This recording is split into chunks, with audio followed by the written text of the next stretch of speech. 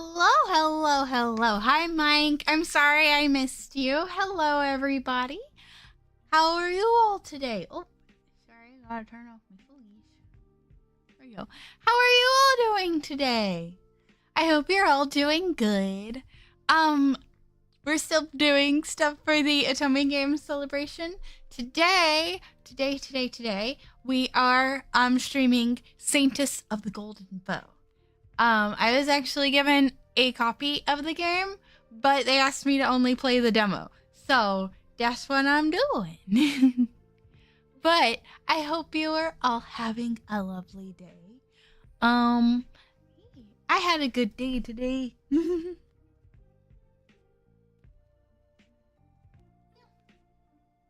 I was just getting some chocolate milk before stream. So I got my chocolate milk. I got water. I'm gonna go ahead and do that hydrate and stretch.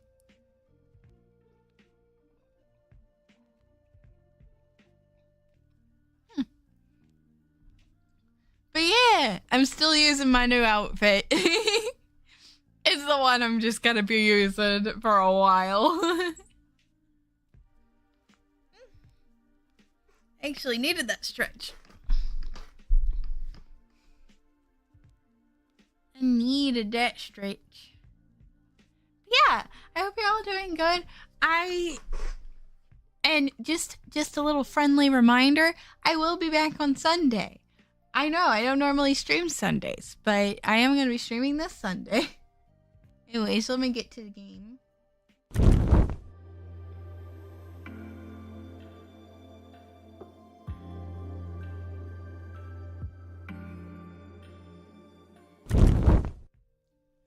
Hey, we're here now. Oh my god, I have boobies everywhere. Okay. Oh, I gotta pause the music. Alright. Zoom in on me. A little bit more. There we go.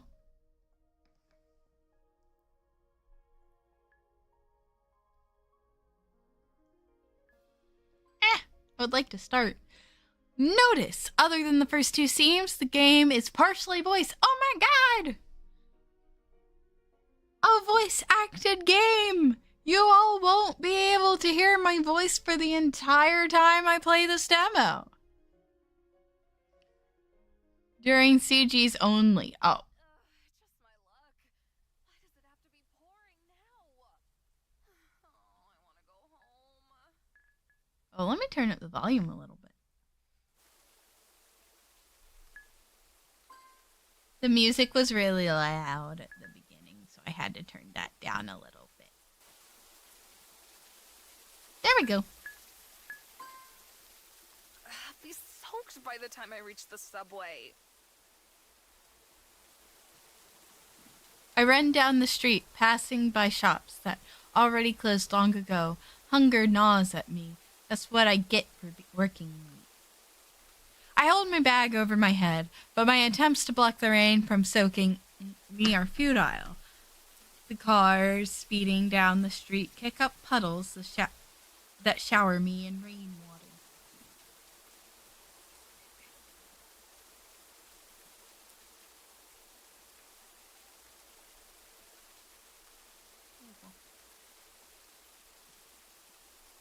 This morning, the weather report said it would rain, so I didn't take an umbrella with me, or even a hoodie. Oh, yeah, you should have brought a hoodie, baby girl. You really should have brought a hoodie. I never leave the house without a hoodie. The damp cold seeps into my body, making me shiver. This day sucks. Yeah. My thoughts wander back to earlier, yet another workday where my boss yelled at me and I had to cover for my sick coworker on top of doing my own tasks. I didn't manage to complete all of my assignments, hence the necessity to stay late at the office. If I only actually got overtime pay every once in a while, today's Thursday, and I've already worked past closing 3 nights this week. An office job sucks. I I recently graduated from college and got this boring job where all I do is call people to sell them beauty products. Not my dream job at all. Oh no. Adult life sucks. Yeah. If I hadn't taken it hadn't taken me long to tire of the monotony of getting up in the morning, riding the subway to work, spending all day doing boring tasks, then coming home so exhausted that I just want to curl up under a blanket and read web novels. Such a mood, girlie. Such a mood. Speaking of which, I got a notification on the web novel app that my favorite book updated. Being the heroine of a fantasy romance novel would be such an amazing life. Fighting to save a kingdom from impending doom, wielding magical powers, and falling in love with a hottie. I should take a nap at the app. I should take a look at the app. It's the only solace I get in my sad existence. I love web novels. I love the fantasy romance web novels. But I don't think I would do well if I was ever isekai'd. If I ever get isekai'd, I better get isekai'd as Aki. As me.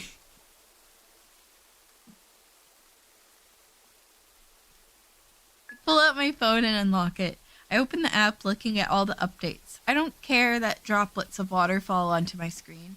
I just want to know how many chapters are live. I've got so much to read on the subway. Yay! 3 new chapters. I know that feeling when you're like, oh my god, there's 3 chapters for this web novel. I'm in hog heaven. I'm gonna be here for a while. And I'm almost at the subway entrance. Oh, just a little bit longer and I'll be able to immerse myself in a much more interesting world than the one I live in. I run through the crosswalk. What? By the time I look up to see the light was actually red, not green. It's too late. We're getting isekai. Oh my god, we're getting isekai. I'm in the middle of the crosswalk with a truck driving straight at me. Should I take a step back or run forward? Quick! Thanks, Celine. I take a step back.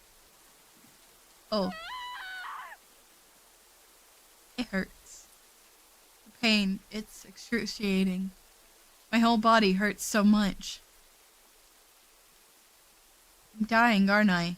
The suffering is too great for me to handle. I need to make it stop. I need to let my life go. Next thing I know, I'm floating in a cotton-like substance. I feel comforted, safe even. Have I really died? Am I in heaven now? Oh.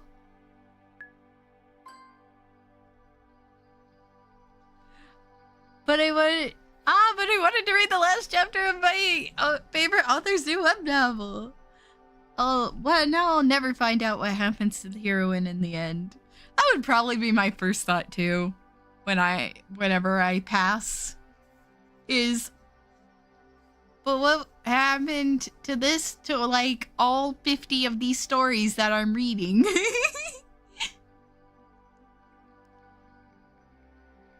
A chuckle escapes me, a loud sound in this quiet place. I'm pathetic, aren't I? I died, and now I'm just thinking about my hobbies, not my parents or my friends.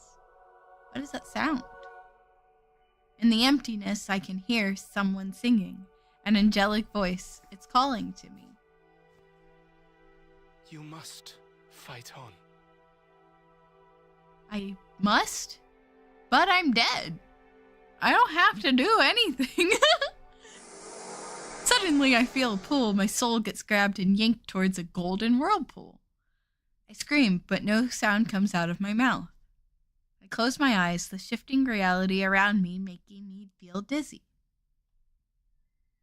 When my senses return to me, the first thing I notice is the scent of a forest.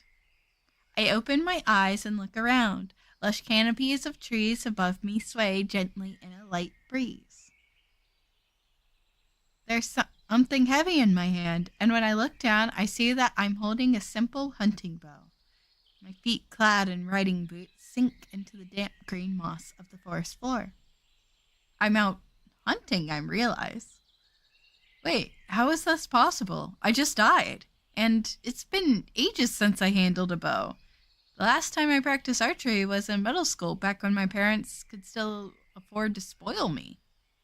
I also hadn't put on such high boots today for work, or these fancy pants, or this jacket. This outfit almost looks like it belongs in a Korean webcomic. Where am I? What is this place? A forest. I spin on my heel a few times, taking a better look at my surroundings. Woods, as far as my eyes can see. A peaceful forest. I take another look at my outfit, and run my hands through my long violet hair. Who am I? Oh. You're Celine. Celeste! Oh, never mind. You're Celeste. I realize I'm supposed to be hiding. Hiding from what or whom, I don't understand. I only know I must seek cover. The urge to disappear from sight is strong, but I don't even question it. I find a thicket of bushes and dive into them. From my hiding spot, I observe the situation, holding my breath. Yes. 100 times yes, I found my romance partner in this game. A handsome man with red hair tied back in a ponytail runs towards me. He's wearing some sort of fantasy armor, and he has two thin swords on his hip. I recognize this person. This man is my knight, Levi Parent. Wait, I don't have a knight. I'm Celine. I'm 21-year-old simple office worker, fresh out of college with a job in sales. Am I still the person I was half an hour ago, or have I fundamentally changed somehow? No matter my outward appearance, I'm still Celine. Levi turns left and right, searching for me. Celeste, please, come out. Failing to discover me, he runs off. I recognize this guy's looks from somewhere. The name Celeste is familiar too. No, I couldn't have. Did I get reincarnated? Here? Out of all the books, oh my god, I love this. Out of all the books or games that could have been the setting for my reincarnation, why did it have to end up in the BL tragic fantasy web novel? Why this one?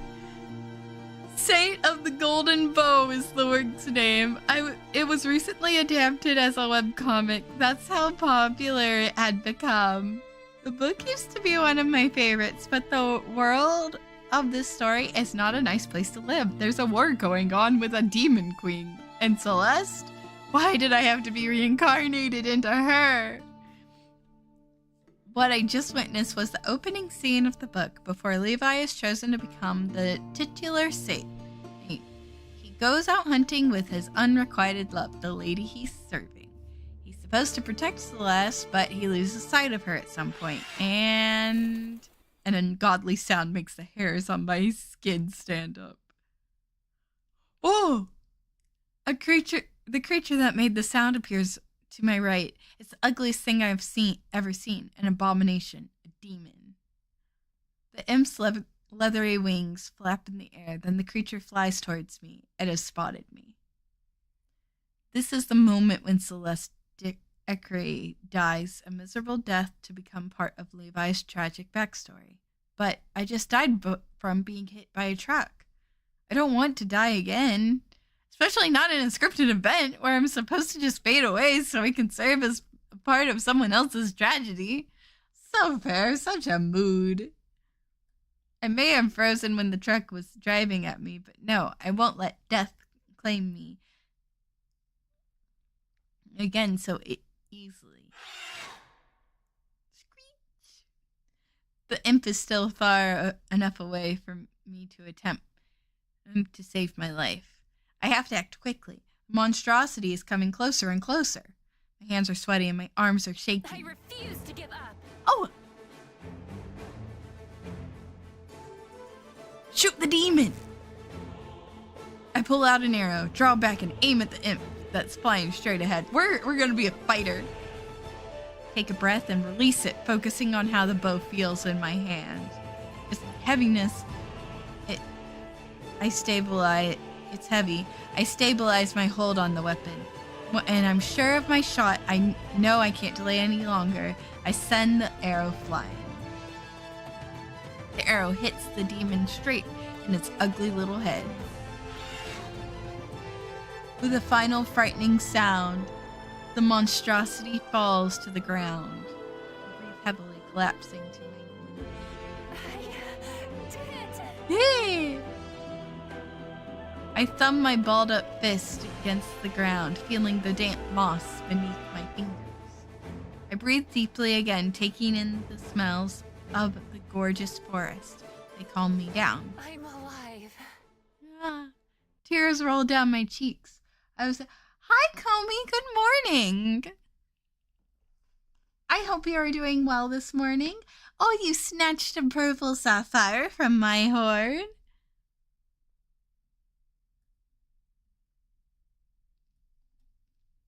I really like purple sapphires. They're pretty. Sapphires in general are also just like pretty.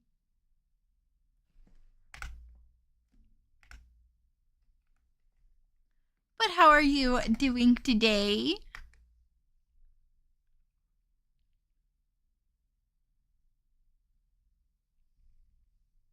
You just woke up? Oh, that's so fair.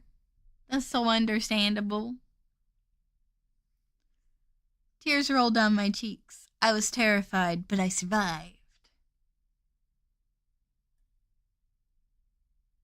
Celeste! Levi comes running towards me. When he sees the imp dead a few steps away from me, the bow still grasped in my hands, a gasp of surprise escapes his lips. Celeste! What happened? Not gonna be a fun... Did you kill this demon by yourself? Oh, yeah, we did. Oh, no! Not a 24-hour shift! Mm-mm.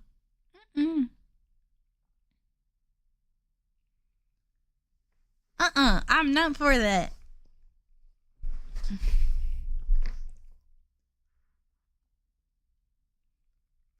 I wish you good luck.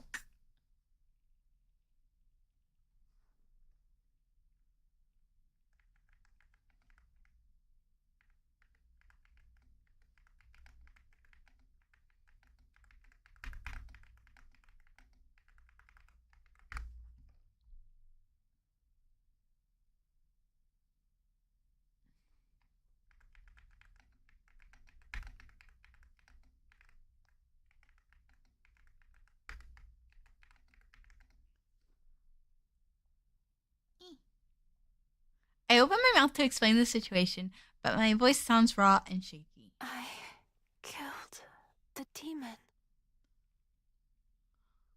Aunt Maris! Hello, Uncle Min. Thank you for the follow. Why is my stuff not working? That's weird. My alerts aren't working.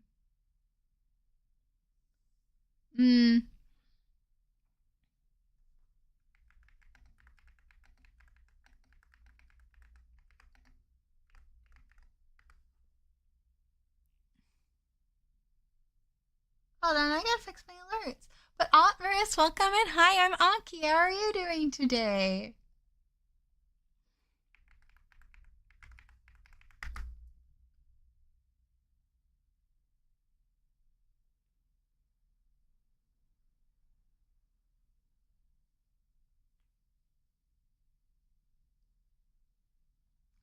It's Streamlabs. Hold on, I gotta fix this. I'm sorry.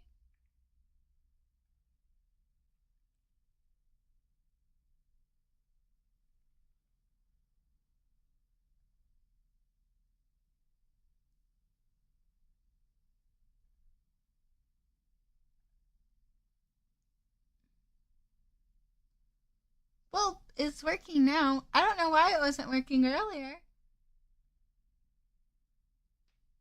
Well, welcome in. Feel free to grab yourself a cup of tea and relax while I read this Otome game. Because the other games I played was mostly visual novels.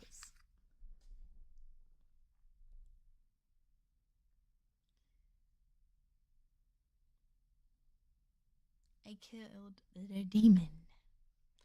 Levi kneels down before me. My lady, can you walk? I want to date Levi. I don't think so. I'll carry you. No, there's no need for... Yes!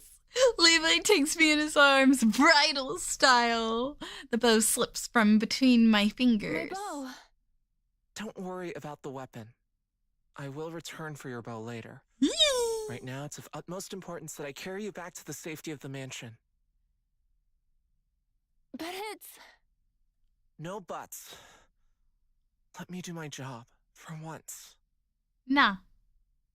Levi walks towards where we left our horses, or so my memory as Celeste recalls. So I really am Celeste now. I'm part of the world of the Saint of the Golden Bow.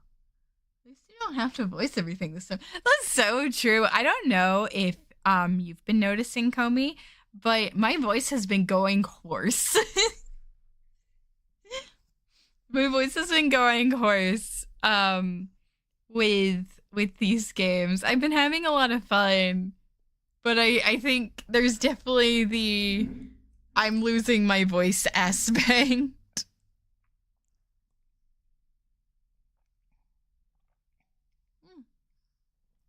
I'm chocolate milk this time, though.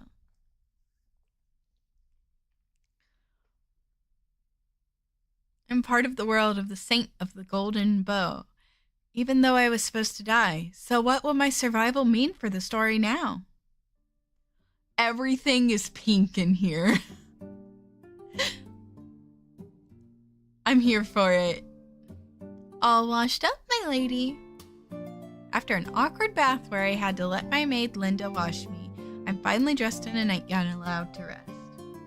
Yeah, I think this is a good break since you don't have to be the voice for everyone. It's good to rest your voice. Yeah, it is.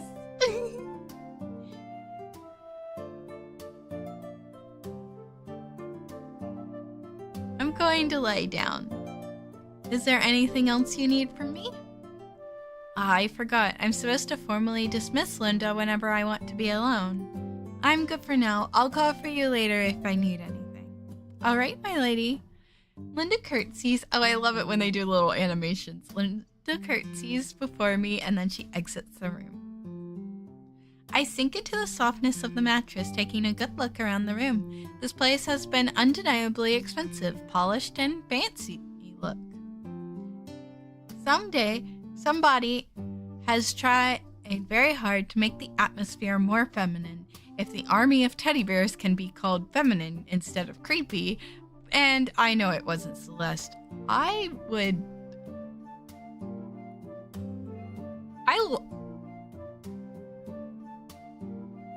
Okay, so my room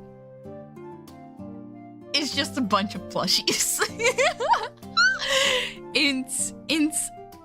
I have a bunch of Hello Kitty plushies. And I also have a bunch of teddy bears. I have an axolotl plushie.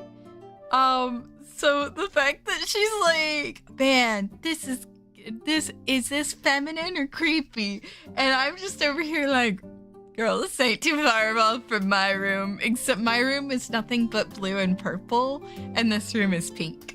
Mine is blue, is like light blue and purple, and is like I have a lot of Hello Kitty plushies, and like 5 are on my desk right now.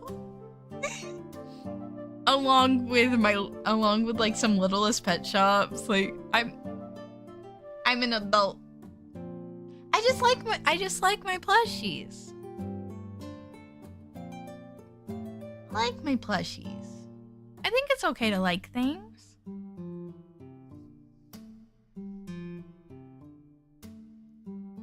The Celeste the book mentions is quite the tomboy. Oh, that's nothing like me. I'm such a girly girl. Caring little or girly things like dolls and decorations. She doesn't have the social skills, she lacks proper manners, and she dances like an elephant. Instead, she's great at archery, hunting, and riding horses.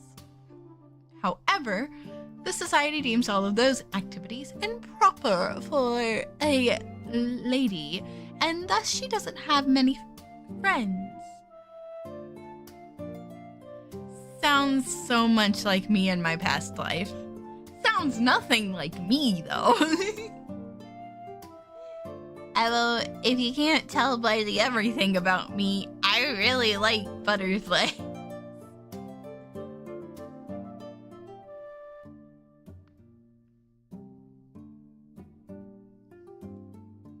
The only two people who really like Celeste are Levi, who, for some reason that isn't really explained in the book, adores his lady, and Eurydice. Celeste, are you alright? Celeste's twin sister, Eurydice. The book also briefly mentions Eurydice as part of Levi's backstory, simply describing her as the more ladylike twin who loves pink and romance novels. I feel Celeste's emotions for Eurydice in my heart, though. Celeste really cherishes her sister. Celeste? I'm alright. Thanks for worrying about me. She rushes over to my bed, fixing the pillow under my head and helping me sit up. Well, of course I'm worried about you. You're my beloved sister. What would I do if I lost you? Levi was with me. Oh, his affection went up. Levi was with me. Nothing bad could happen to me under his protection. You think I don't know how you always run off from Levi during your hunts? Making excuses that you have to be alone because he's stomping too loud, scaring off your prey? Welcome back, Comey! Busted. I know that is exactly what Celeste has always done.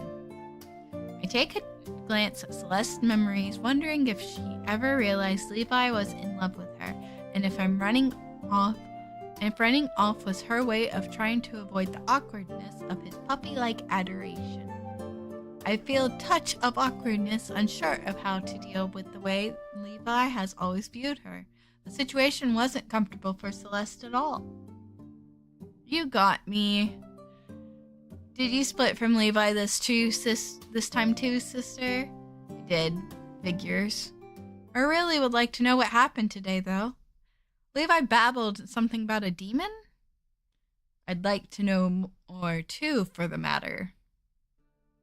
Father walks into the room without knocking or otherwise warning us of his presence. The joy I felt at talking Eurydice momentarily evaporates. What happened today that's left you so disheveled?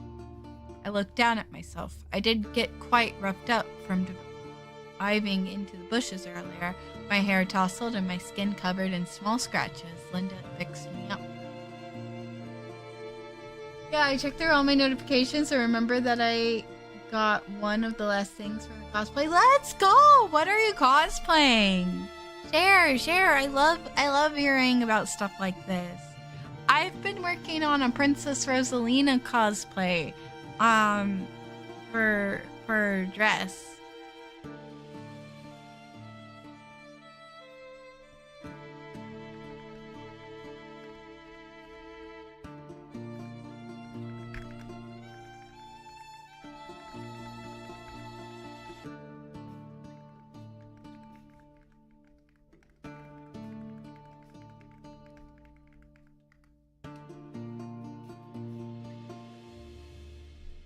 Roland from Library of Ruina.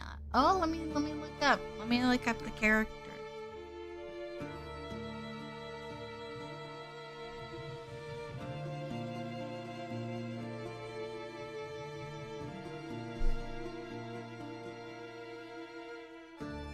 Oh, that's gonna be a good cosplay. That's gonna be a good one. But yeah, I've been working on a dress for a Princess Rosalina from Super Mario Galaxy cosplay because Princess Rosalina was my favorite princess from the Mario games. Because of the stars.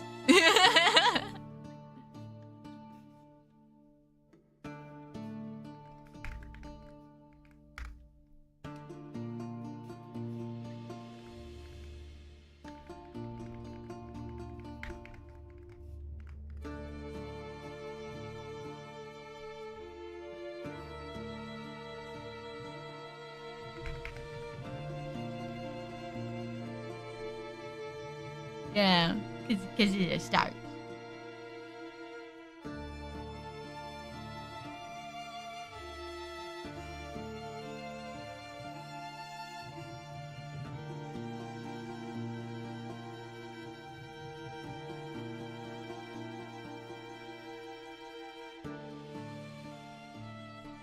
Now I'm clean and neat and wearing a fresh nightgown. There's nothing disheveled about me.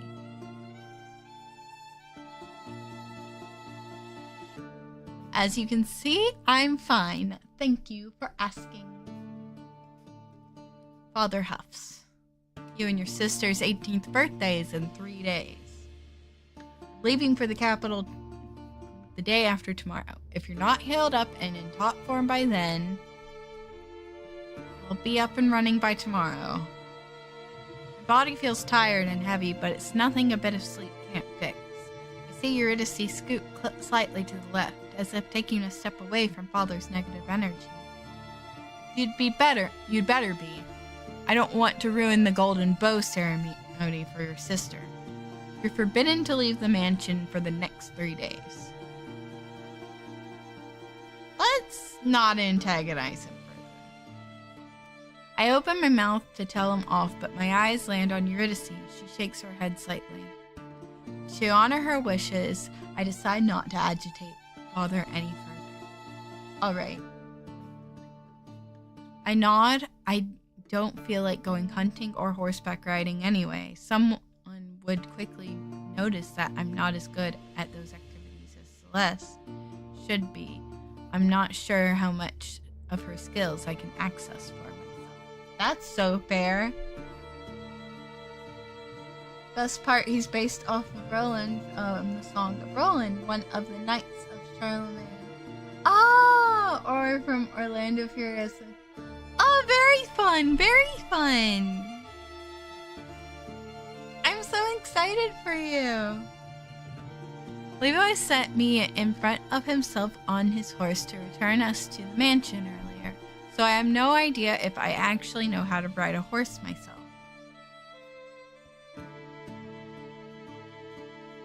I only rode a horse once or twice as Celine when I was a kid, not nearly enough to match Celeste's experience.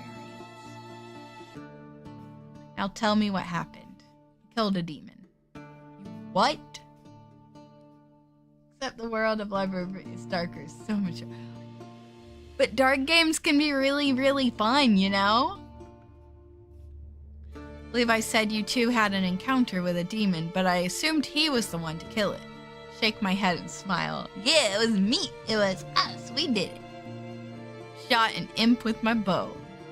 What was such a monstrosity doing in the middle of the Lokari Empire lands? We're far from the warfront. The imp was conveniently there to kill Celeste for Levi's tragic backstory. I want to tell the truth, but of course I won't. Father and Eurydice would take me for a madwoman if I babble about them being characters from a novel. Young, could you expect someone mocking up to you and be like, why was this thing there when, like, logically it shouldn't be anywhere near there? And you're just like, well, that's because it's a plot point because we're all characters in a novel and I was supposed to die. I don't know, but the monster attacked me, so I killed it. Father sits down on the chair next to the entrance of my room and hides his face in his hands. I knew my daughter wasn't much of a noble lady, but my sister and I share a smile. What? Shouldn't he be happy I'm still alive instead of being like, why'd you kill a demon? First fight in library arena is against Oh, and immediately after it's a boss fight against cannibals?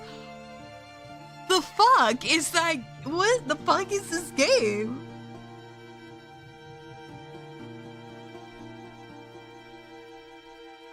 Where's your knight when the demon attacked you? I ran off on him again. I wanted to hunt on my own. Of course. A big yawn escapes my lips. I cover my mouth with my hand. Rest. Father gets up and gestures for Eurydice to leave.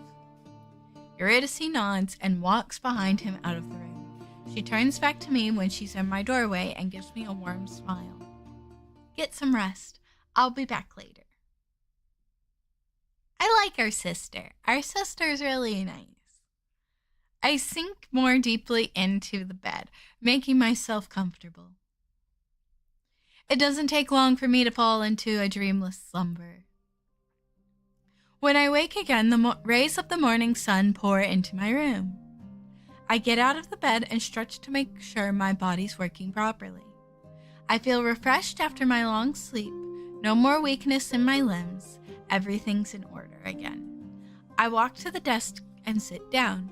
I take a fresh sheet of paper. I hesitate when I realize there's only quill for writing, but I won't be stopped. I produce a few scratchy letters. My handwriting looks horrible.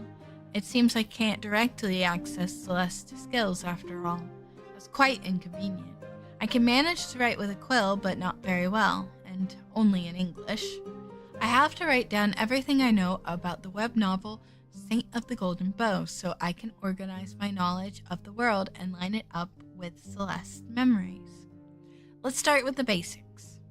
Saint of the Golden Bow is a romantic tragedy fantasy web novel by the Korean web novelist Hanuel Kim. I read the English translation on one of my favorite web novel and comic apps.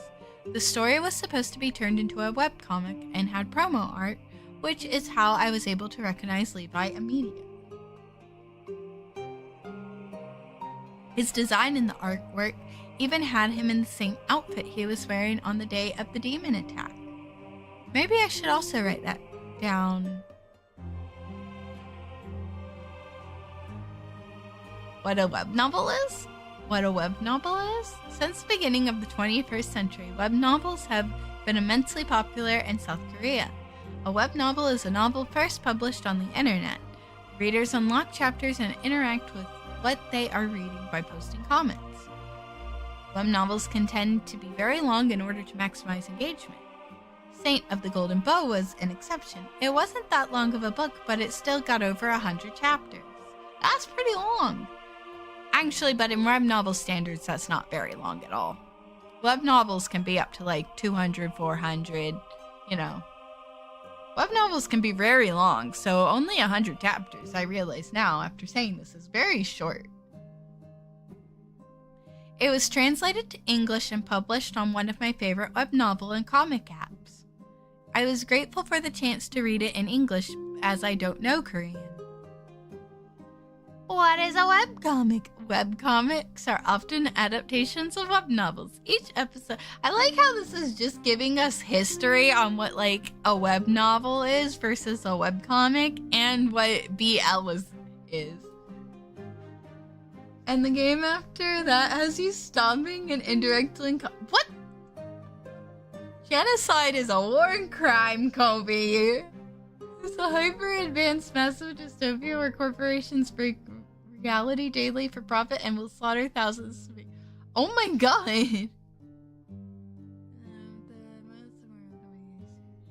T-Corp by traffic. What?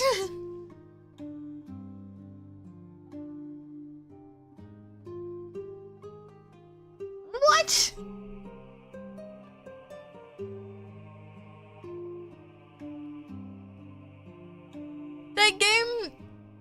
That game is so dark. I'm actually pretty interested though.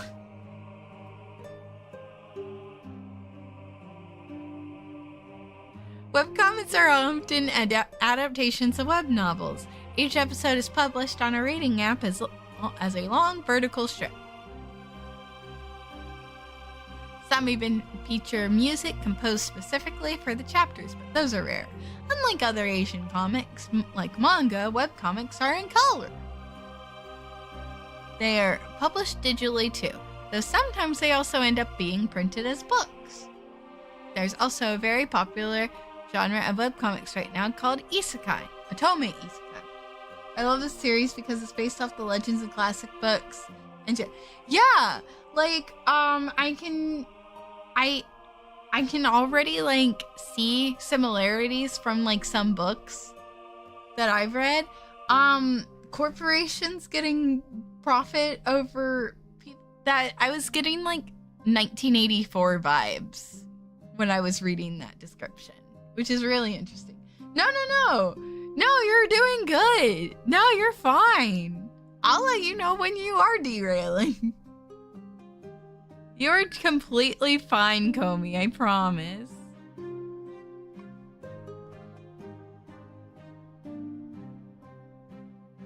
Been isekai'd, haven't I? Not as villainess, though. A bad character like that in most of those stories. Instead, what I'm referring to as an extra and an insignificant character. Maybe that's for the best. After all, being a minor character means I couldn't have messed up the story too much by avoiding my planned death in the plot. And what is boys' love? I scribble BL on the paper. Boys' love is a genre of Asian media that centers around the relationships between two men, but is geared towards the female audience. Yeah, in the game afterwards, it's gotcha that you can grind for everything. I'm in Kanto 6, which is based off of Wuthering Heights. I love Wuthering Heights. Is actually a really good book. I have a copy of Wuthering Heights. It's so dark. It's so dark, but Jen, do recommend. I'm like I mentioned, I am going to be doing some reading videos, and I think I have the copy of Wuthering Heights, so I think I'm going to just read that book. But yeah, I'm gonna be doing that soon. I'm just like finding the time, to record. I'll have some time tomorrow night, so I'll probably do it then.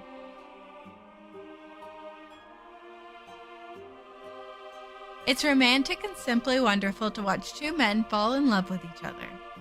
I'm really such a simp for good BL romance. Nothing else, I got the basics, that's enough. I get up for a moment and wander over to the mirror. I touch a hand to the glass. The design of Celeste wasn't included in the promo art. I take in my new features, violet hair and pink eyes, a slender figure. There's no denying it. I'm really not Celine anymore. The understanding that I have reincarnated into the novel finally settles in my mind. I feel calm, calmer than I ever thought I would be if something out of a novel suddenly changed the course of my life. I haven't read Crime and Punishment, but I can add it to my reading list. Part of my, I have, a reading list that I have, and I'm really bad at getting to it, but, I really love to read, and, I want to, read classics, not this, I know, things that are labeled as classics, but, things that, are labeled and say, this is a must read, right? That has had such an influence on media. So I can definitely add Crime and Punishment to my list. Because it's really interesting, right? Is The Stranger, if I remember. Ooh, I have heard of that book. I've heard of it. I have not read it. I just think it's really interesting when you watch a form of media, right? And then when you've read the classics, you're like, oh, I know what they've read. I know what inspired them. I definitely need to read Moby Dick.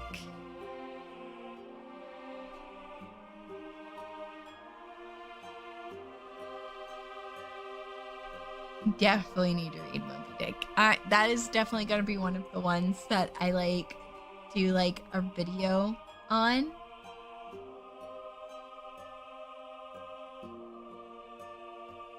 Too many books, not enough time. That's why I'm going to be recording me reading them. I'm making the time.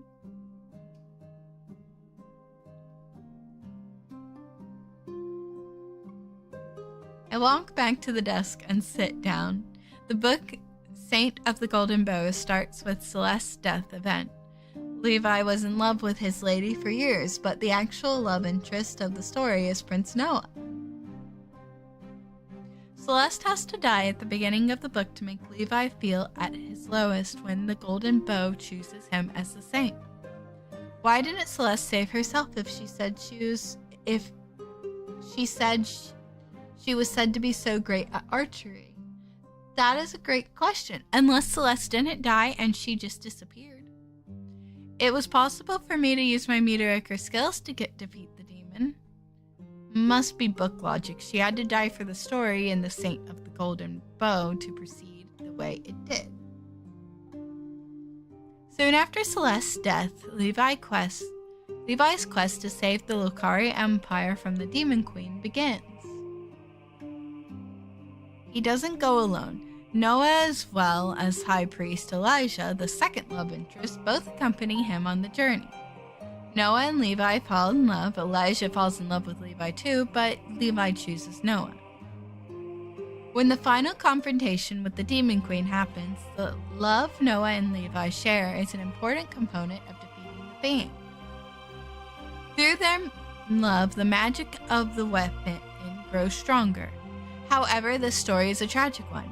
Even though Levi defeats the Demon Queen, he perishes in the process. Noah and Elijah live on, and peace returns to the Lokari Empire. I remember crying at the end of the book. I've read the novel twice. Saint of the Golden Bow is really one of my favorites. I still don't appreciate being reincarnated into this world, though, especially not as Celeste, whose only purpose in the story is to add angst to Levi's life. I didn't die when I was supposed to, though, and now the story has continued regardless. I wonder how many things will change now because Celeste is alive. Will Levi still be able to fall in love with Noah despite the fact that I'm still here? He seems pretty hung up on Celeste after all. I look into Celeste's memories to examine her feelings about Levi. Thanks to a mixture of emotions, anger, awkwardness, desperation. Celeste didn't like to be on the receiving end of Levi's feelings. She badly wanted him to stop looking at her with romantic intentions. What Celeste really needed was to have a friend in him, not a lover. As a noble lady, she especially found his feelings for her inappropriate.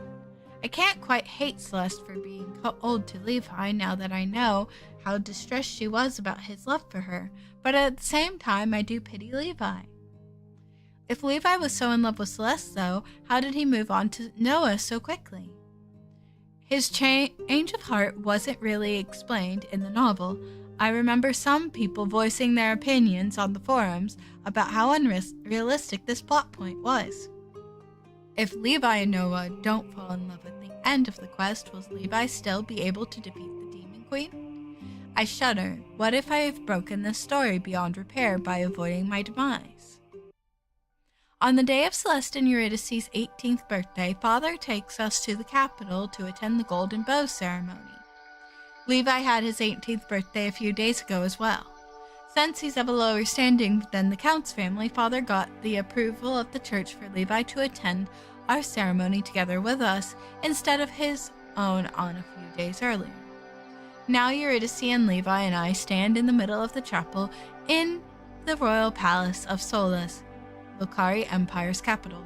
Behind us are the many other people who will test it.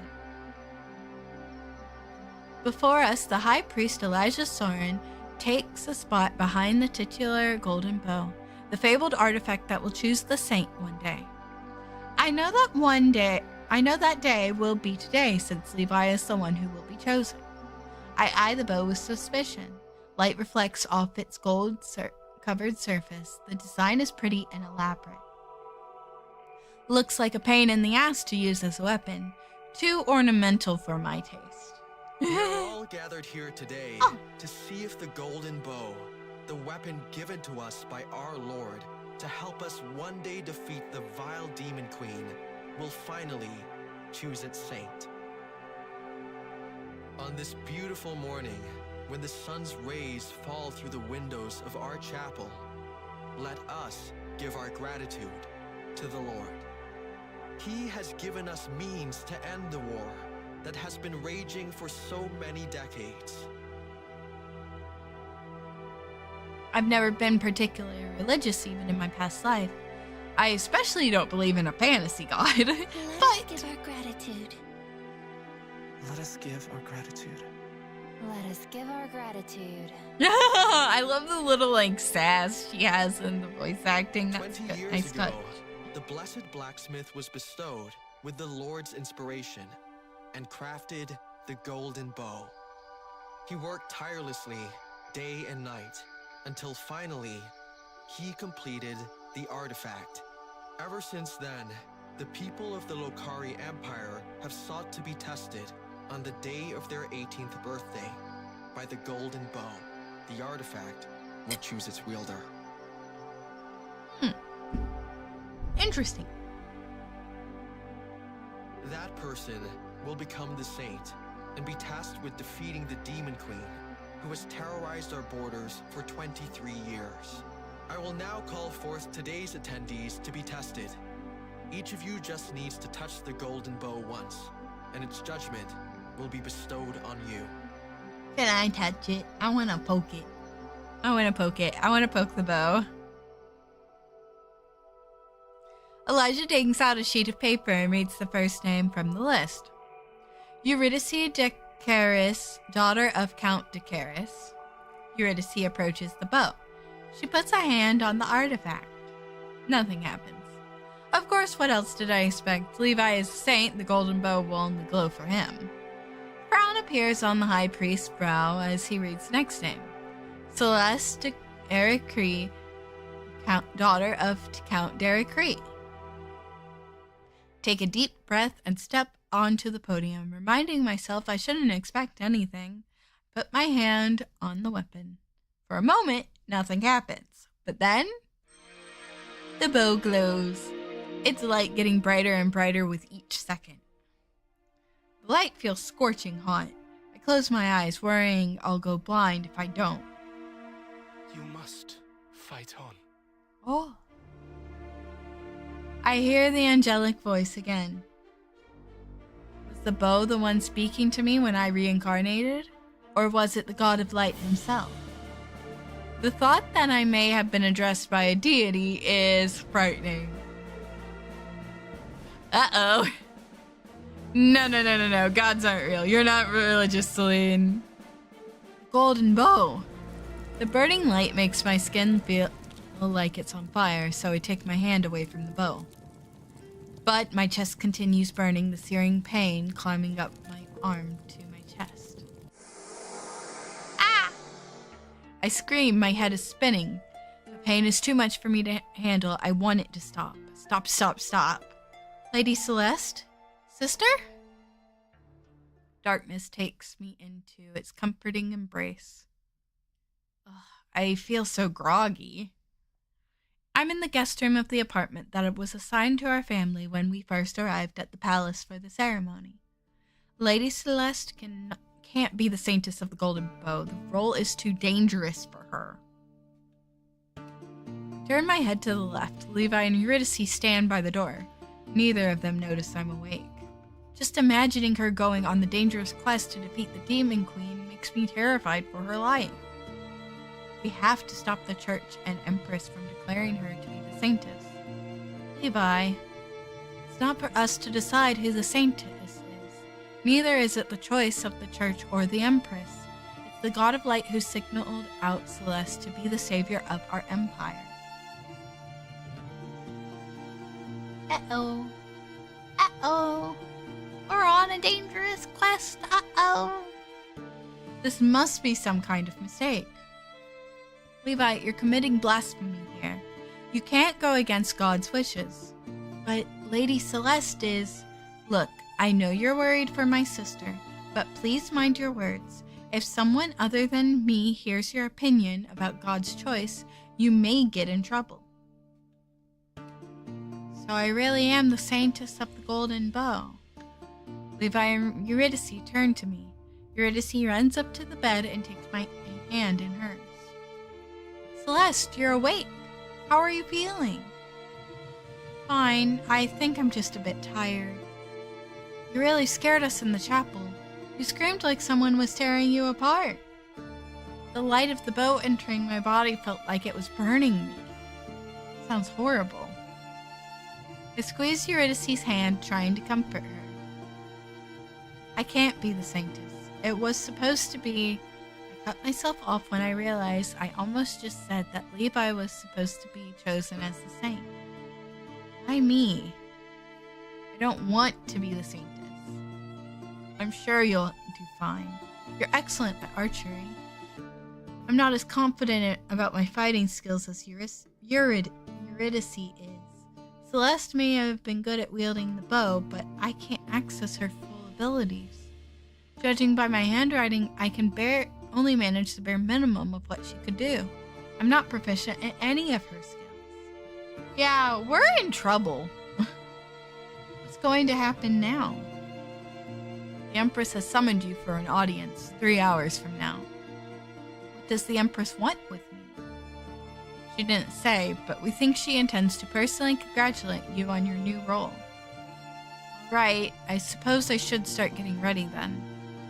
First, High Priest Elijah requested to check on you as soon as you woke up. Check on me? With his light magic, he wants to see if your body and mind are alright after being touched by God's grace. I would really prefer to be alone now, but there's no time for me to mull over what has happened. Okay, you can tell the High Priest I will see him. I'll bring him here. Levi turns around and walks out of the room in long strides. Eurydice gives me a comforting smile. Everything's going to be okay. I hope so too.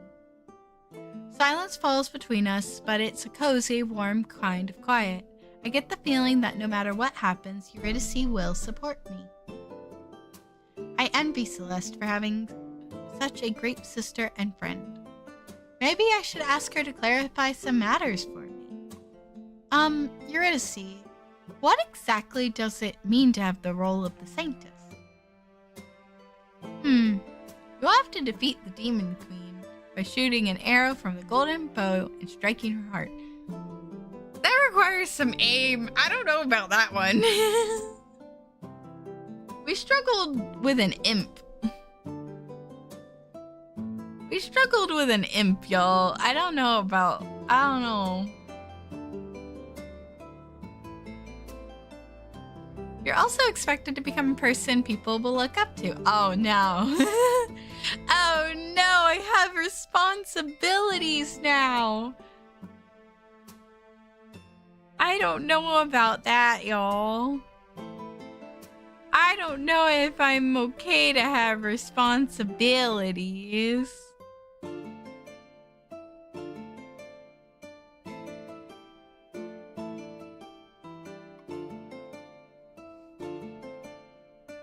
I'm in beachwear. I'm in a swimsuit. I'm relaxing.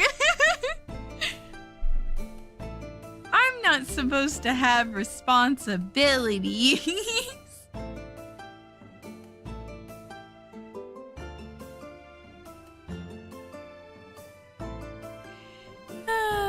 Anyways, what do you mean? Someone who people believe will save them. Someone strong and reliable. I already think you're plenty strong and reliable. Now you just need to convince the people that you are. I see. There's also the matter of the Saintess needing to be a key player in the politics of the Emperor. Oh no, not politics! I can't do that. I can't do that. I'm supposed to be relaxing. I'm on strict orders to relax. Have you seen what I look like right now? I'm wearing flip-flops.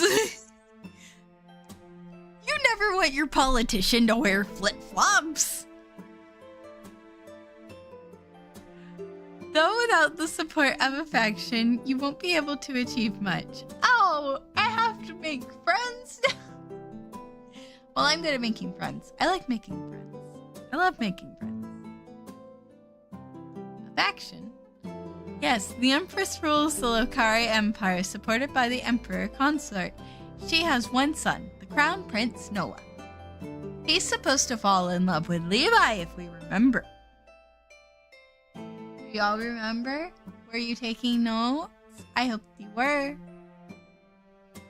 Then there are 3 factions in the court, each one respectively led by a duke and duchess and a viscount. I always want to say viscount because it has like the S, like BIS, but it's just viscount. But I always want to say viscount, but it's just viscount. Do these factions have names? The warlike faction is led by Duke George. Oh, my cat's name is George. And they want the Empress to increase support for the war efforts of the Empire. The artistic faction is the group of nobles who flock to Duchess Penelope. They want the Empress to focus on supporting creative patronage and research while diverting financial support from the war. Well, aren't we fighting the Demon Queen? Like, shouldn't we be we're fighting a demon. I think we should be like, focusing on fighting the demons that are trying to kill us.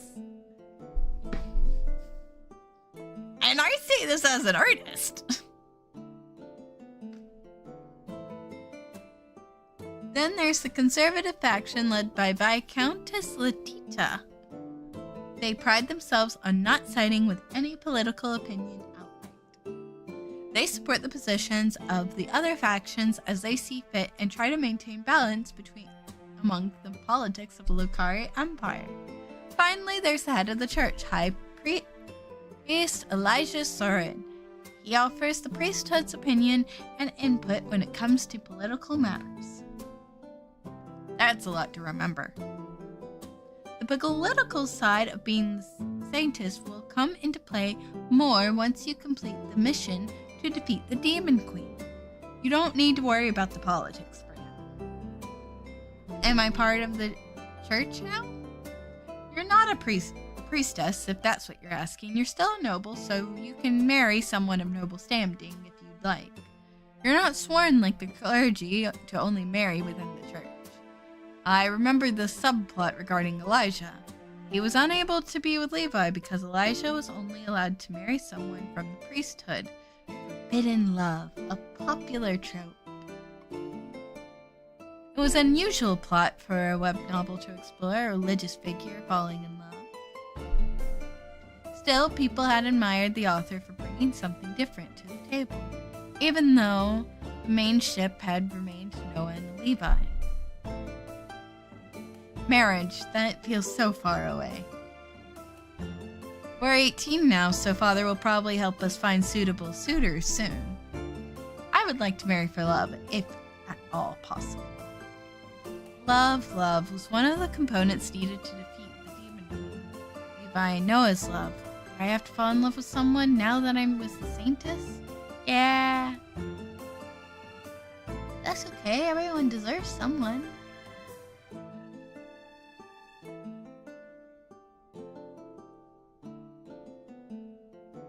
We're also in an Otome game. We're bound to fall. This is what she wanted. Why is she complaining? She wanted to be isekai and fall in love with a hunk. That's literally what she wanted. Now she's like, oh no, I have to fall in love now. But with who? Who shall I fall in love with?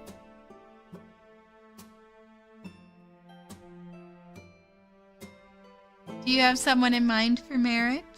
What? Maybe. You can tell me. I'm not going to tell anyone. Maybe another time. I'm not ready to admit it myself. Oh, that's okay.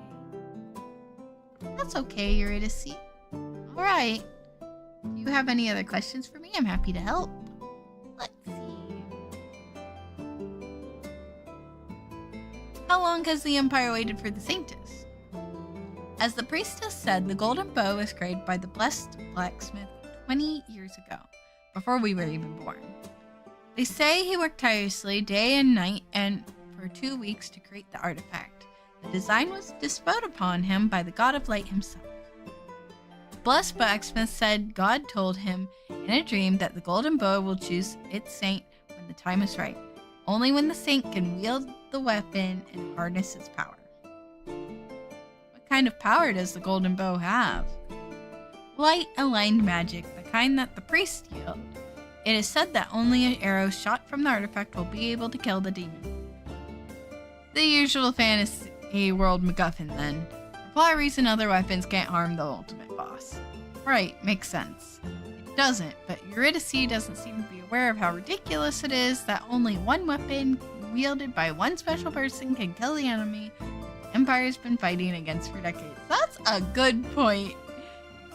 After the Golden Bow was created, the whole Lucari Empire and our allied Kingdom of Durandal were tested to see if the saint was among them. But the savior was not found. Later, it was decided that every person would get tested on their 18th birthday, as suggested by the blessed blacksmith.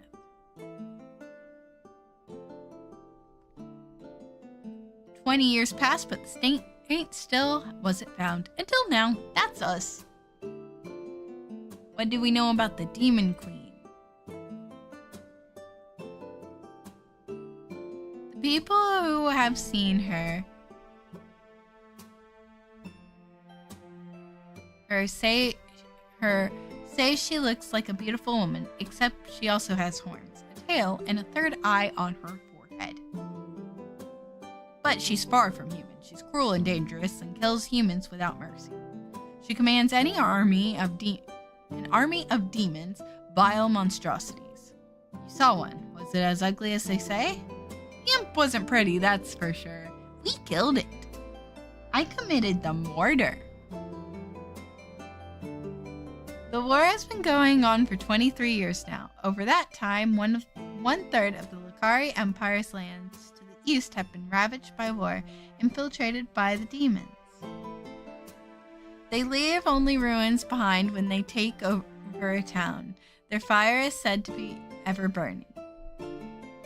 You'll have to travel east to defeat the Demon Queen. She's taken up the residence in Cloudmond Castle.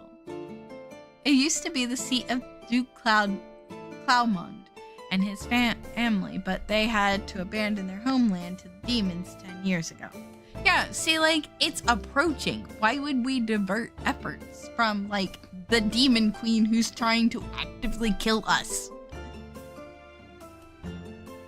You can do arts in peaceful times.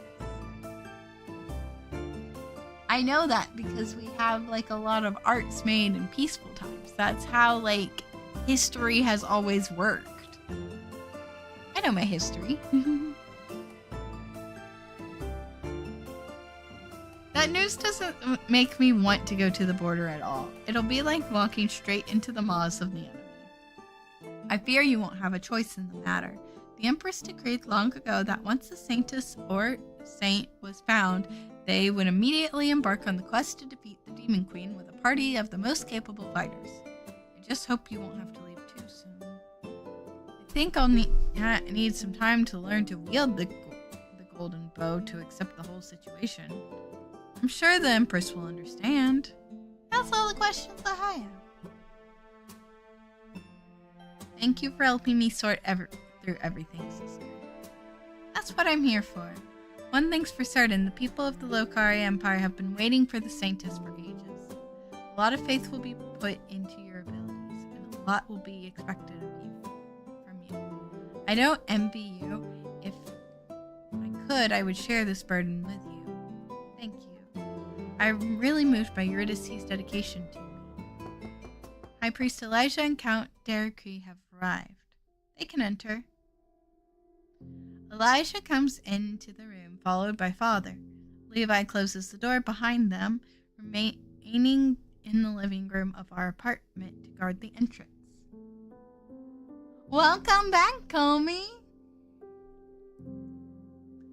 When my gaze meets Father, the Celeste, who at the beginning said she was like, I want to be isekai'd into a fantasy novel and fall in love with a hunk, is now like, oh my god, I have to fall in love now? I don't think I want to do that. And I think that's kind of crazy. She's like, what? No, I can't do that. This is what you wanted. I guess it's one of those things of like, careful what you wish for, you know?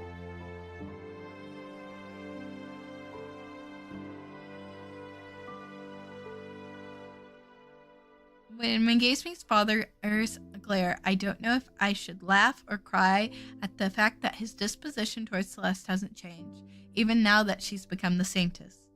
I decide not to say anything to Father while Elijah is around. I don't want him to witness a fight between us. Her father is still disappointed in her. Yeah, remember kids, not every wish is a good one. Wishes are kind of like monkey's paws. They can backfire. They can backfire. They can backfire real bad.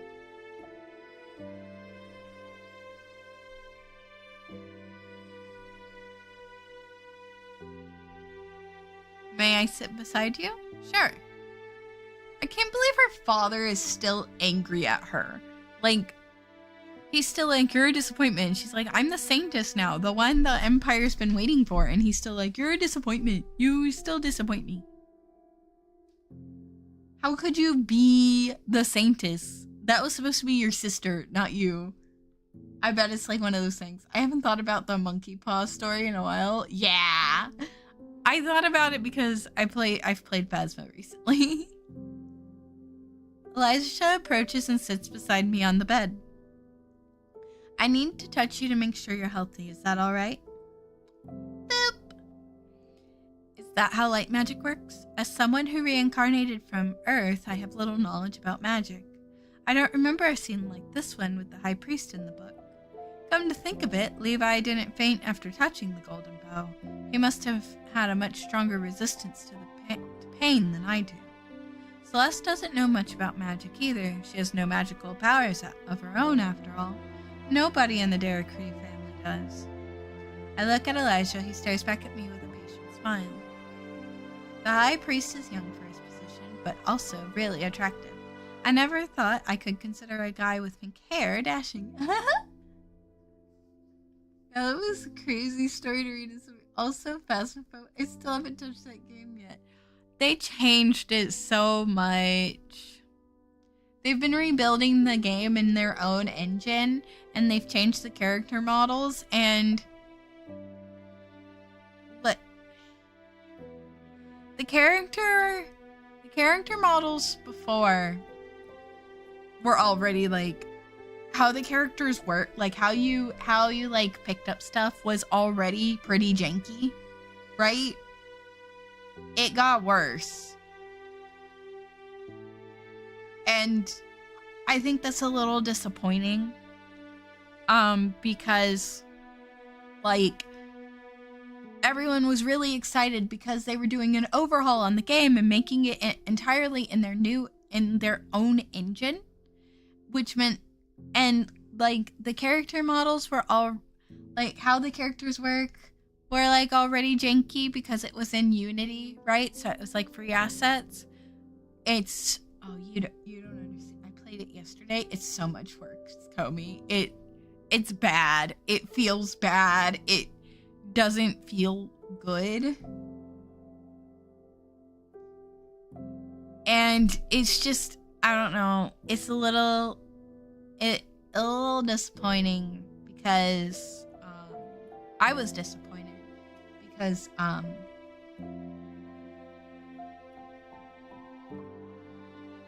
yeah, they switched from Unity, but they should have spent longer on making the character models, like the models themselves, like they're whatever. How the mechanics work, they changed them, and it doesn't feel good. Like there are other ghost hunting games that feel so much better. If you're gonna play a ghost hunting game, and I say this as someone who has about 200 hours in Phasmophobia, go play Demonologist. It feels better. The system feels better. The ghosts sometimes don't even give their evidences when you're playing on like easy, right? Or like on normal. Like they don't even give their own evidence. And it's gotten worse. Because they still won't fix it. Like, we had a ghost that we kind of like failed at guessing. Because it just didn't. It wouldn't give any of the evidences. The only thing that we knew, and we figured this out later, is that the crucifixes don't work on gallows. And so it was constantly enraged because we had the crucifixes in there. But we didn't know that it was a gallows because, like, we hadn't went up against a gallows. And it wasn't giving us any of the evidences. It was supposed to give us freezing, and it wasn't giving us freezing. It wasn't giving us UV. Like, we were doing everything. We had everything set up there. It was even supposed to give us dots. I think it was supposed to give us dots. And it wasn't giving us any of the evidences. Requires you to send, yeah, it requires you to send about 10 to 20% of the profits. So, like, I understand why they made their own system. The thing is, they have the chance to actually, like, make the game less janky than it was in Unity, and they have only made it more janky. But, like, not in, like, oh, this is such a fun game to play, but more in the sense of, like, oh, there are better games to play. You know? Which is really disappointing because, like, we wouldn't have demonologists without Phasmophobia. Or ghost janitors without Phasmophobia. Like, there are a lot of ghost hunting games we wouldn't have without Phasmo being, like, the first one. But, like, now, it's kind of like, yeah. Well, they had already made the new system. They'd already moved themselves over to the new system. They came out with another major update that was supposed to fix everything from when they moved over to the new engine. And it didn't. It made it worse. My game crashed 2 times just opening the game. So, like, I get it. I'm like, with the first major update, I was understanding. This is the second major update. And, like, my computer's pretty good. Ghosts are so powerful and crash. Yeah. But yeah, that's my thoughts on Phasmo. I'm still like, if someone asked me to play, I'm probably still gonna play, right? Because I don't have Demonologist, but I've seen Demonologist. Demonologist definitely feels better. That's largely my rant on Phasmophobia. Is there's better ghost hunting games out there?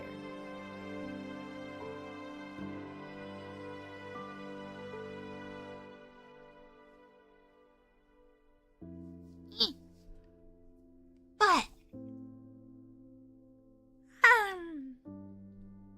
big stretches. I've not stretched in a bit. The high priest is young for his position, but really trash. Oh yeah, I read this part.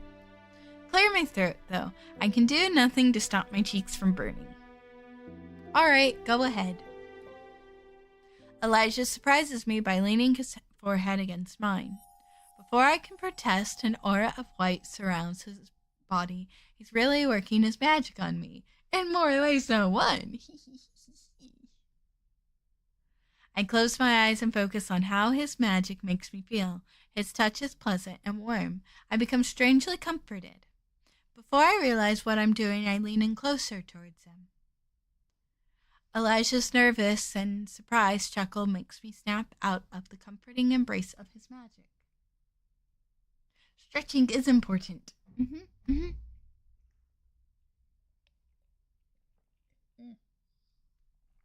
taking sips of chocolate milk is also important.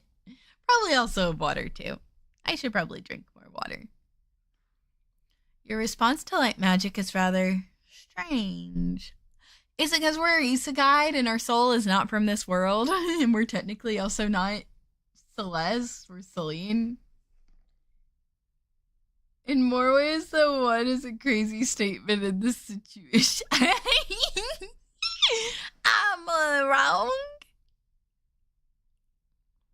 Am I wrong? I don't think I am. No, don't be sorry. The way you're drawn towards my magic is peculiar, but it's also worth studying. I never met anyone who reacted this way. Studying? So you want to study me is what you're saying. Well, you can study me anytime, baby girl. Hi, Johnny. Hello, hello. Long time. It's been a minute. How are you doing? I hope you're doing good. Thank you for popping in.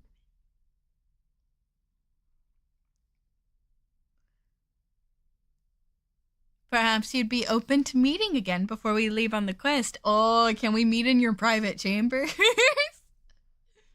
No, you're gonna just die. I'm just too tired to be grim. Want to do grim mud. No, feel free. Welcome home then, Johnny. I'm doing good. If you've noticed, I've changed my outfit for summertime. I have twin tails. Girl. Stream's going good. We're streaming. What are we streaming? Saintess of the Golden Boar. No! Y'all can't tell me to calm down. Thank you. I made it myself.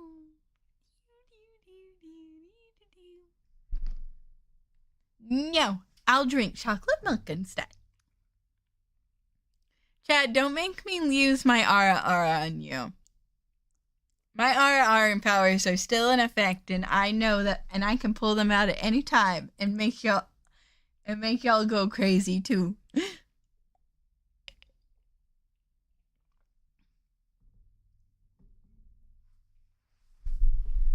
It's been a minute. Y'all want to hear my aura? It's been a minute. I like pulling out the aura every now and then. Oh, it's already on the internet. All right.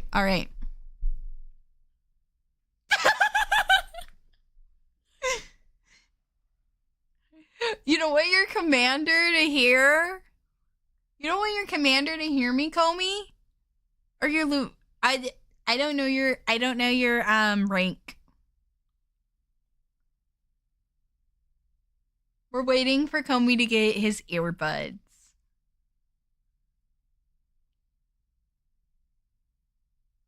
Good. God, no. They already think I'm into weird shit. I should time it right and be like, and just pull my model up to where it's only on my feet, because I wear flip flopsies now, right? And they just walk by and they're like, "Why are you looking at anime girls' feet?" Okay.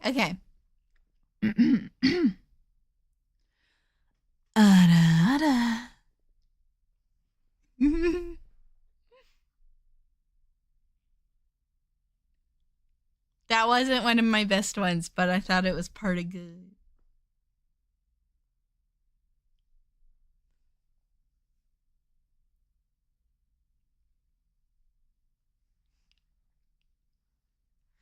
Down, Johnny.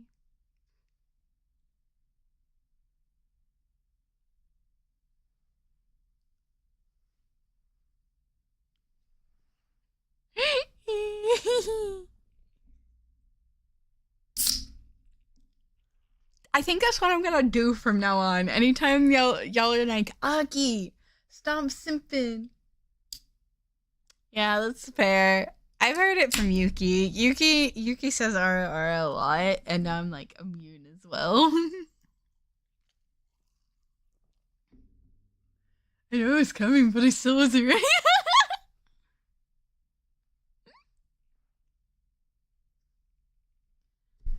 You should always be ready for the gremlin energy around here.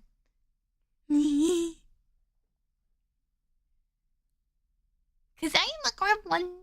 I'm a little gremlin. I'm a little gremlin.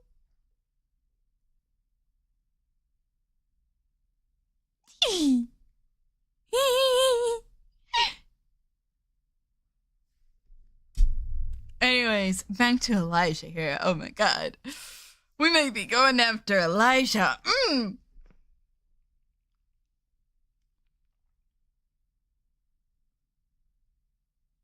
This dragon wants to take out a bite out of Elijah, but I haven't met the other suitors yet, so I gotta hold off.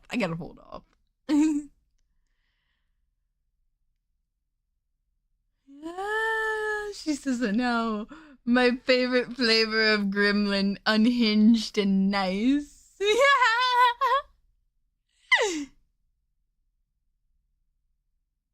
That is something we like to do. I like the arms because they're good snacks.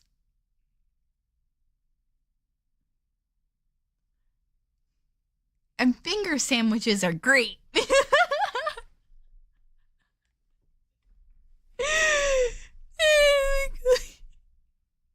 Oh, my dad at the store today. So my store only sells like 3 flavors of Pocky, and I love Pocky. But my dad got me all 3. He got me chocolate, strawberry, and cookies and cream. I already had the chocolate.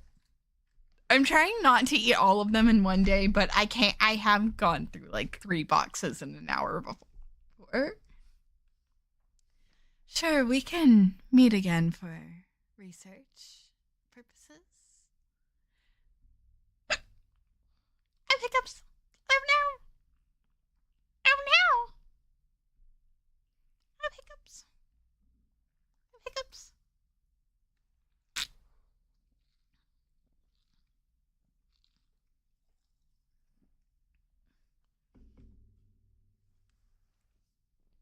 No.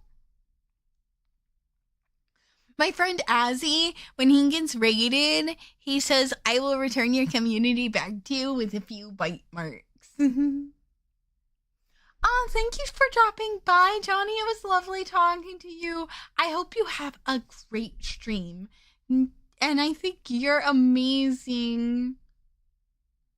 Oh, I'm not following you. I should have been following you. That's not bad. Hi, Wolfie. Lizard.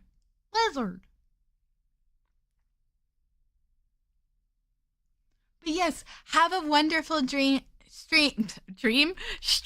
Johnny. We will talk again later. Thank you so much for dropping by. You've made my day.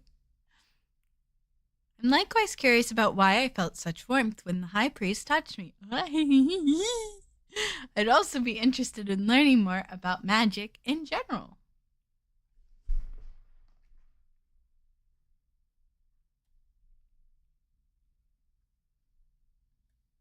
My office will be open for you. Lady Celeste is healthy. I can also confirm that the golden bow's magic has entered her body. She's the Saintess. I'm a Saintess, chat. I'm a Saintess. Bow down and worship me. I'm kidding.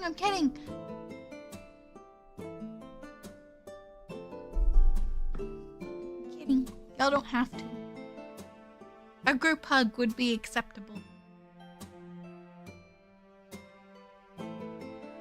I am a hugger. I hope you want to be. Fuck you! I hate her dad. Can we kill him? Thank you for the checkup. You're welcome. I'll go now. Let the Saintess prepare for the audience with the Empress. I'll be present there as well.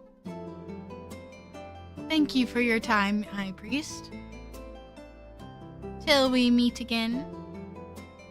When Elijah leaves, Father turns to Eurydice and Levi.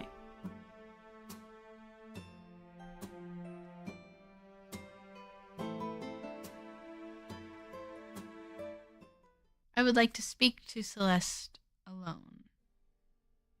Eurydice and Levi give me a worried looks, but can do nothing else but leave me alone with Father. I don't want to be left alone with him. He's mean. And old. And, like, but, like, old in the sense of, like, what happened to the voice acting? Oh, it did say, like, this game was only partially voice acted because it is just the demo, and they're still working on the voice acting. The full voice acting will be out, they said in, like, 2027. Because it's just, like, a teaser for the game, you know? Maybe it will come back. I hope so. I would appreciate it. Yeah. Like, he's old in the sense of, like, you know, rude. He's rude to me. Thus, I don't like him.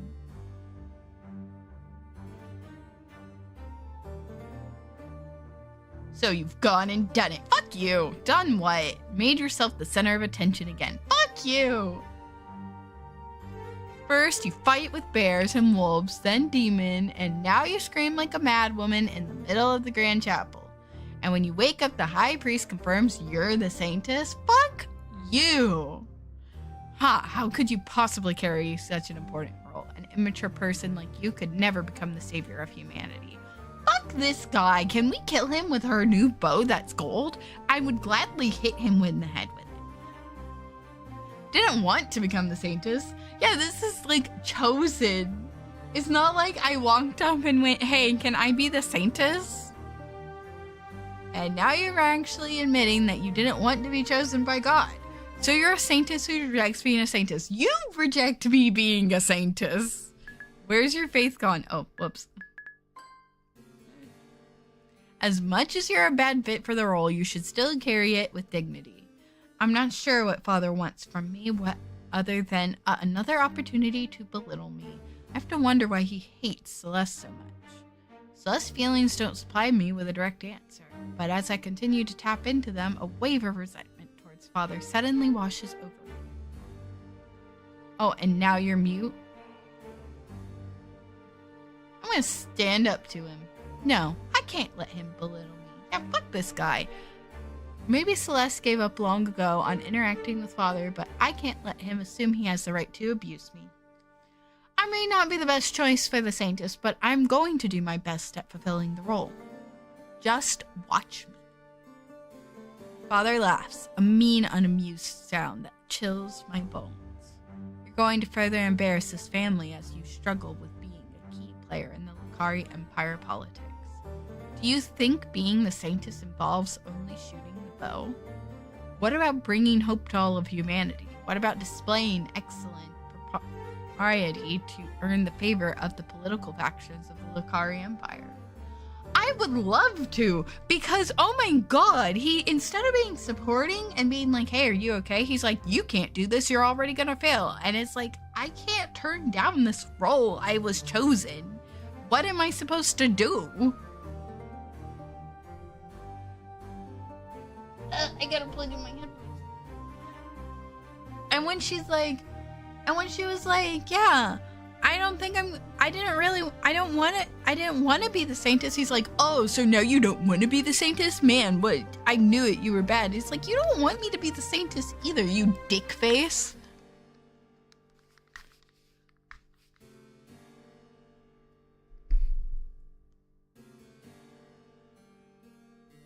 The role of the Saintess is wasted on someone as useless as... Fuck him! Punch him in the dick! Hey, you know who deserves to be castrated? This guy. Castration! I think we should bring back.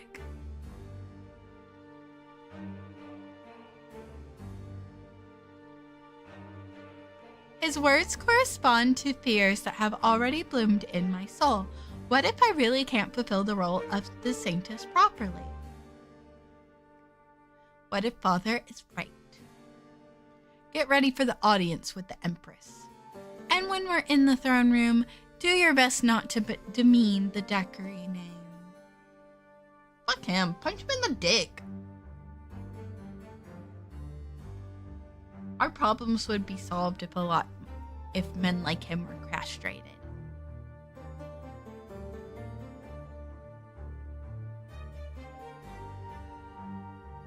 But thank you for grabbing your daily gemstone, Wolfie. I was yelling at my screen. I see that you got an aventurine. I don't know what those look like. I should really look that up someday. I gotta add more gemstones. There's so many more gemstones. Add hundreds. All I can do is nod and watch him leave the room. A moment later, Linda appears in the doorway, ready to prepare me for the audience. 2 hours later, I follow a step behind. I would love to. You know, we got a brand new bow. Maybe we should use Dad for target practice. We walk through the corridors of the palace to the throne room where the Empress and the Emperor consort are waiting for us. We walk in silence. The mood sours thanks to my earlier conversation with Father. Maybe I should use this opportunity to ask Levi, or putting my pride aside, Father, more about the Empress. I don't remember her very well from the novel. I know she's the mother of Noah, the main love interest, and that they have a strained relationship, but no matter how hard I try, I can't remember. I'm gonna ask Levi. Fuck, Father. I gesture to Levi to even his pace with mine. When he does, I speak in a hushed tone. I don't want Father to notice us and join the conversation. What kind of monarch is Empress Muriel? Levi looks at me endearingly for a moment, letting out a small sigh. My heart skips a beat. Have I said something wrong? Her Majesty is called the Radiant Lady because she loves to adorn herself in gold. Her other name is the Sun of the Empire. You can tell this girl ain't American. American dads say not to take shit from her. My dad told me that. I was taught to. My dad. I also have a younger brother. So, if that tells you anything about me.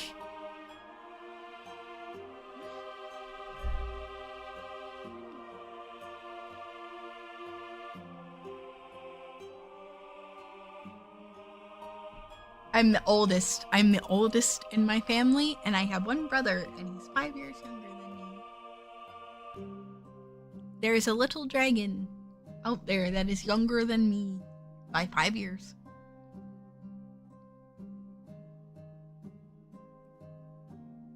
And he is my brother.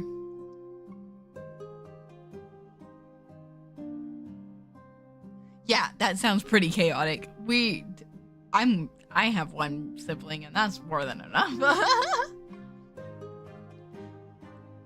Her husband, the Emperor Consort of Durandal, our allied country in the south, is the moon. However, the consort doesn't have much political power. But what is your personal opinion on the Empress? Am I really allowed to talk about the Empress so freely? Please do. It would be a great help to me to know your thoughts. Well, I fear the Empress. Even though others look up to her as a great ruler. You fear her? Why does he fear her? Although I'm the second youngest. Oh, okay. That's still some chaos, though.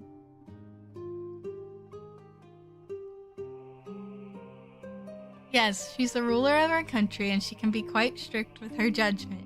She upholds the laws, after all. I see. We may also end up seeing the Crown Prince Noah today. He's called the Mad Prince because he often publicly disagrees with the Empress and the Emperor Consort. I've heard he's quite unruly and opinionated. Seems like an interesting person. You could say that. Stop walking when I realize Father has stopped it as well. camera get moved. I look past him to see High Priest Elijah waiting for us in front of a huge set of double doors. High Priest Elijah. Hello again, Saintess, Count Decory. Are you ready to enter? Father nods in response to Elijah's words before I can protest. I feel like I've barely scratched the surface of what to expect from this audience. Let's enter.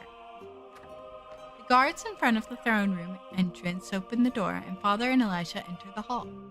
I turn to Levi. As a commoner, he won't be allowed to say anything during the audience, but I still want him present at my side. Come in with me. You'll be able to stay by the door, but I want you to be there for this conversation. Yeah, I was the problem. You were the problem. Of course you were. You're a gremlin. I recognize a gremlin. Alright. I enter the throne room as well now, Levi following behind me. The Empress is sitting on her throne, and the Emperor Consort is lounging in the smaller chair next to her. A man stands in front of the pair. His clothes are no less colorful than mine, but I feel like his outfit is of a simpler design than those of the men I have seen in this world so far. The embroidery on his vest is beautiful, though, a tangle of vines and flowers. Is this how commoners of this world dress?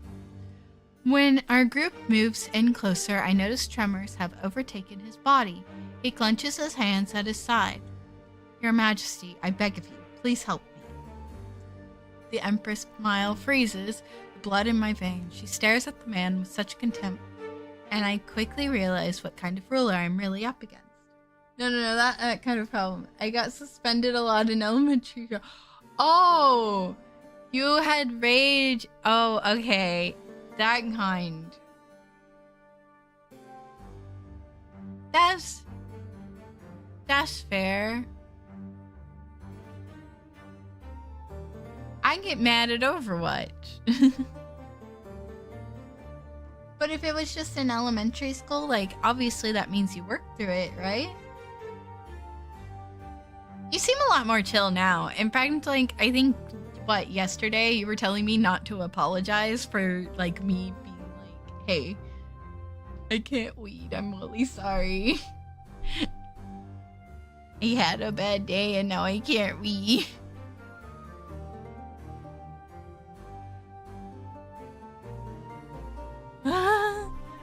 We're getting Comey lore. I'm so here for it.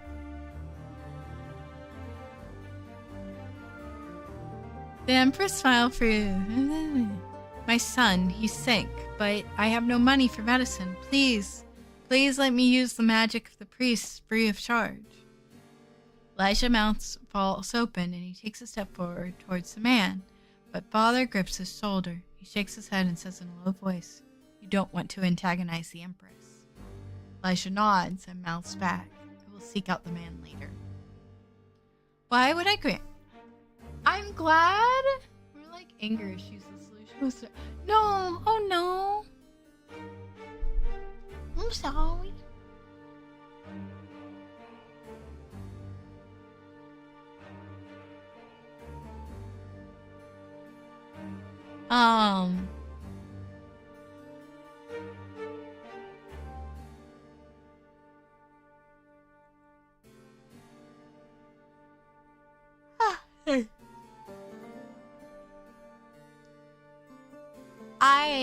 I always tried.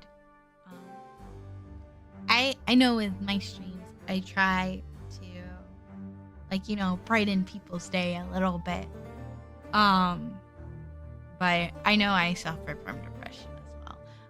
In college, but I definitely had it in like high school, right? I was diagnosed with extreme anxiety, and when my anxiety is high, triggers depression is what I was diagnosed with. Hey, did you know that in comics a lot of them are depressed? And it's because, like, for some reason that means you're able to look at the things in the world and laugh, because it's either you're gonna laugh about it or cry about it. Hey, that's what led to my sense of humor. Depression. I say depression with sparkles so it looks better. But yeah, in college, fun Aki fact, by the way, I was diagnosed with, extreme high levels of anxiety. And when my anxiety gets spiked, it can then trigger, depression. Is what I was diagnosed with. So, they were like, you're always going to be anxious, and I was given like a lot of tips on how to try to be less anxious. But were like, hey, Aki, you're always going to be anxious. You've been anxious. You are an anxious being. You are never going to not be anxious. But there's going to be times that you are more anxious than others. And when that happens, that will then trigger depression for you. We need you to try to not get to the times in which your anxiety spikes so much that it then spikes your depression. Yeah, I got diagnosed with it in like my last year of college. And they said that the psychiatrist said he could tell that I've had it for years, and I was probably overlooked with it as a child. If you can believe it or not. So was the tism. The tism was also overlooked when I was a child. But they did get the dyslexia though when I was a kid, so that was good. I also learned as an adult a lot of this is a fun fact about girls with about girls. A lot of women, when you hear women being diagnosed with like ADHD or autism, it's because it doesn't mean that they only just got it. It's because the tests have improved that we are able to recognize it in women now, because when about 20 years ago, and I know like that's not that long ago, but I know it doesn't feel like that long ago, but it also kind of was about 20 years ago when they were doing a lot of the autism test. The tests were designed for boys, and autism can appear different in girls because they learned from studying women that were undiagnosed with autism, and for years, like they went through like the 90s and the 2000s not being diagnosed with it. They learned that a lot of these women were taught to mask. It's called masking their emotions. They were taught to mask. And so by the time that like their parents were told, hey, we need to get your child tested, the child had already learned how to mask their emotions and mimic normal child behavior. Even though that's not like what they normally were used to do. But masking, part of masking is learning how to mimic what is considered like normal. And a lot of girls were taught that from a very early age, and so if they weren't tested in preschool or at the latest first grade, then if they children, it is like a statistics, and I was tested in second grade. Typically children are tested between like pre-K and like third grade. If they were tested like around first grade, second grade, third grade, majority of the times they slip through. Hi Argo, I was given some information on. Hello, you are a lovely dragon as well. Hi Argo, Argo, have you seen my new outfit? Do you like it? I was giving some information I learned as an adult on like why I wasn't, you know, diagnosed with some stuff as a kid. And by the way, when I learned about masking, I was like, man, that actually makes a lot of sense because I can just kind of. It is, but I finally finished it. I'm gonna swap over to my just chatting so I can like show the swab. I guess I didn't do a proper reveal. Let's take a break real quick to do like a proper reveal. Yeah, I'm gonna like shove myself up to the top. Here's my flip-flops. My toes. And you can see the butterflies moving.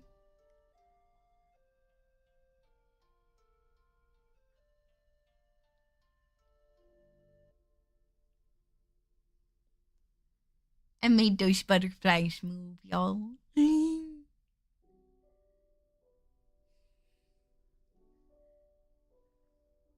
And then the actual swimsuit itself. Oh, and I gotta show you the tail. Oh, and y'all, I noticed something very fun about the shawl. It looks like it sparkles when I move. Do y'all see that?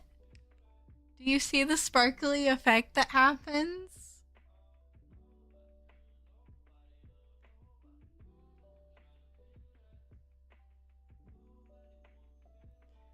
I noticed it yesterday when I was making my model showcase. And then here's the top. Here's me.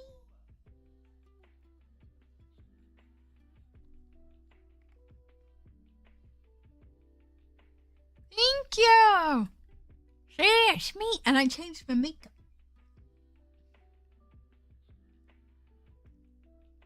And you can see the butterflies. The butterflies moving on my horns as well. They also move on my tail, but you can't really see it because my tail's... Oh, hi, Comey! I was showing Argo. I also... My outfit. I also have twin tails. I made the hair reminiscent of like water falling. If you can kind of see it. I love my new outfit, y'all.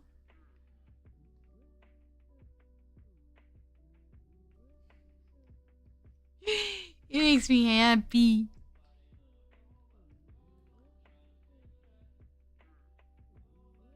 But we're going back to the game. But hi, Argo. How are you? I think you're a lovely dragon as well, Argo. But also thank you.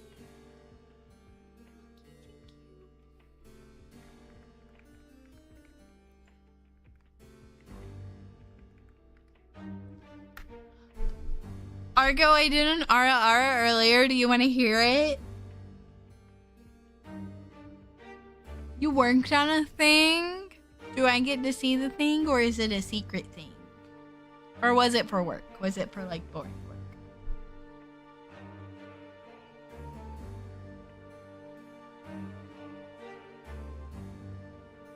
Alright. Are you ready? You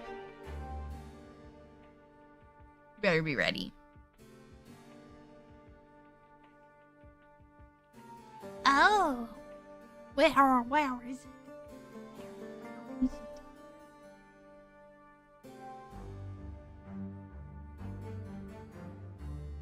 Alright. That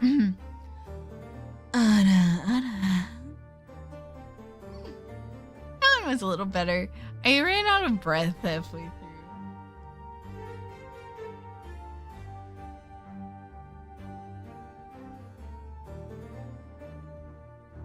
I did it again. I didn't do it that good.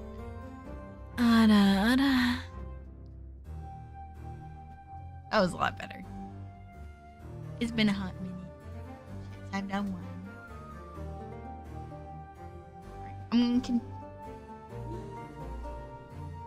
Thank you.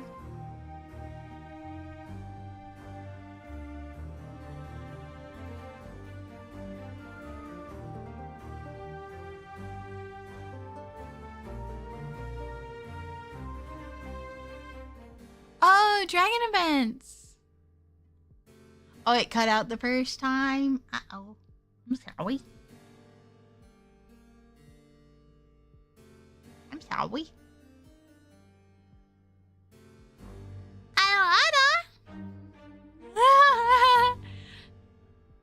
That's my gremlin one. That's how I imagine a gremlin would say around is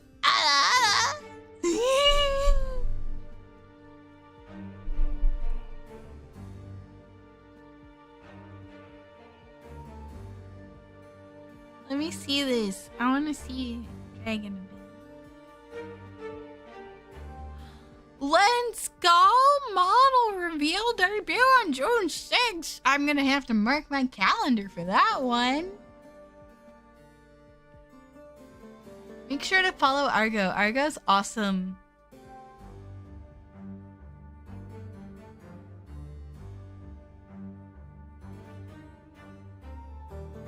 Alright. Can Argo up for any newcomers as well. We got chosen as a Saintess. We are isekai'd. We are isekai'd. I just thought you were running out of breath and the audio was... Oh yeah, no, I was just running out of breath. We're isekai'd. We got chosen as a Saintess. We killed a demon. Hooray! And,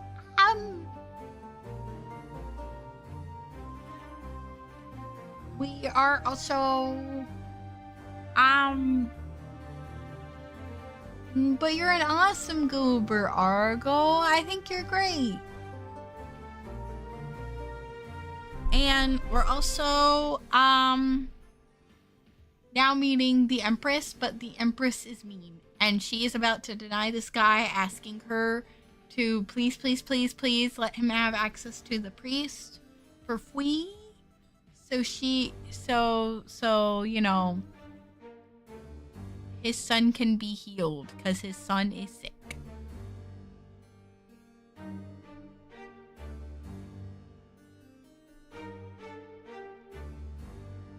Molotov the girl. I'm gonna be behind this. I think we should set her on fire. You know, I have a brand new bow, and I'm itching for some target practice.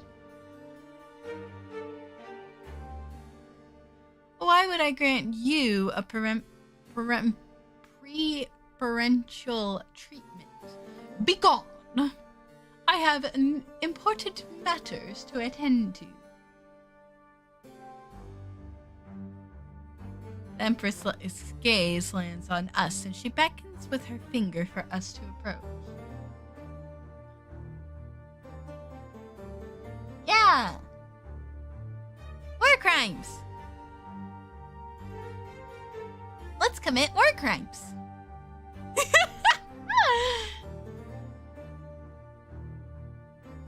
Make my face, to petition that.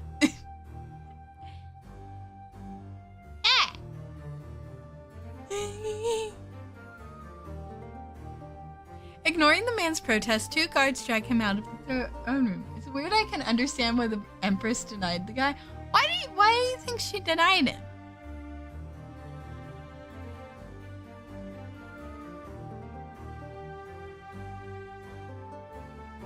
Oh, look at her.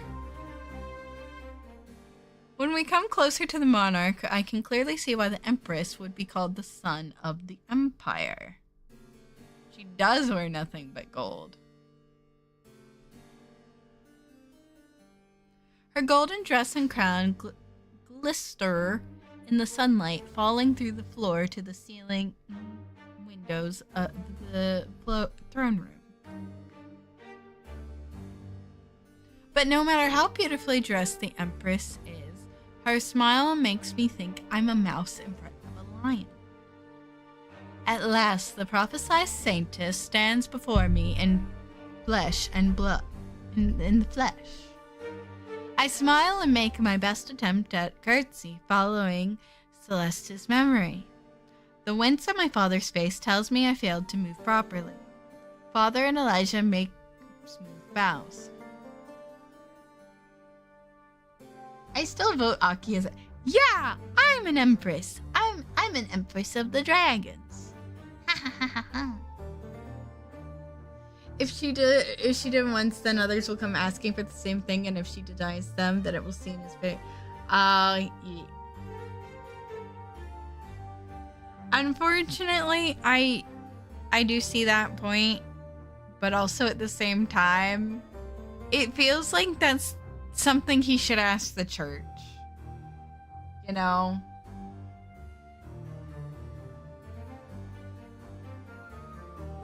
I feel like he could have just taken this question.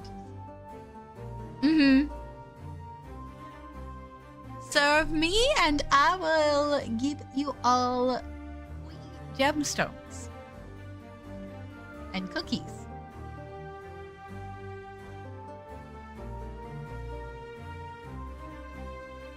Thank you for the chance to have an audience with you, Your Majesty. Also, a lot of women that were rulers in history, they were kind of seen as, oh, thank you for grabbing your daily gemstone, Argo. You have taken an amber from my pile.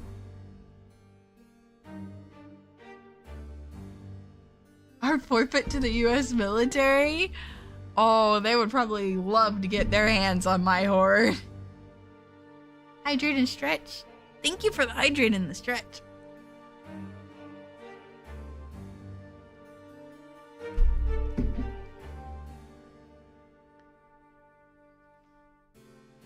Hello, Alchemist. Hello, hello. Welcome in, my dear. How are you doing today? I have so many dragons visit me. How are you doing today? I hope you're doing good. Welcome in. Do you like my new outfit? I'm ready for summer. I just showed it off. Again.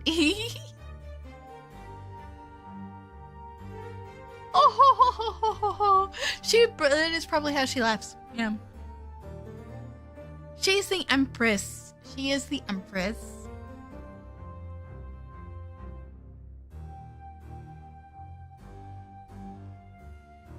Grace to be in your presence again, O radiant lady. Of course, how could I not gaze upon the chosen heroine with my own eyes? Allow that. Female rulers in the past had to be harsh and show they were not weaks. Yeah. Oh yeah, that was the point I was making across. Typically, we've seen notes of people that worked beside them, and they were like, man, she's such a bitch. And it's like, well, she had to be. She was like the only woman in a sea of guys.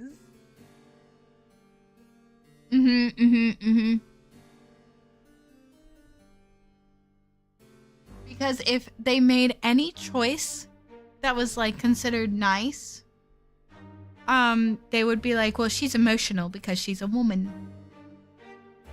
So she had to so female rulers had to go past being like a good ruler. They also had to try to get their gender not be part of the play, which was really hard to do.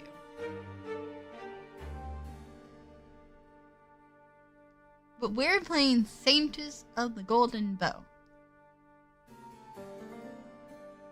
The Empire has been waiting for her for over 20 years. Though I'm surprised your daughter is the one who turned out to be the Saintess, Count Alaric. I just hope she turns out as a nice person who has to be harsh. We can only hope, right? We can only hope. A nervous chuckle escapes father's lips. She indeed possesses an affinity for archery, Your Majesty. So I've heard. Your daughter doesn't act much like a noble lady, does she? She does have a reputation for enjoying quite boyish activities.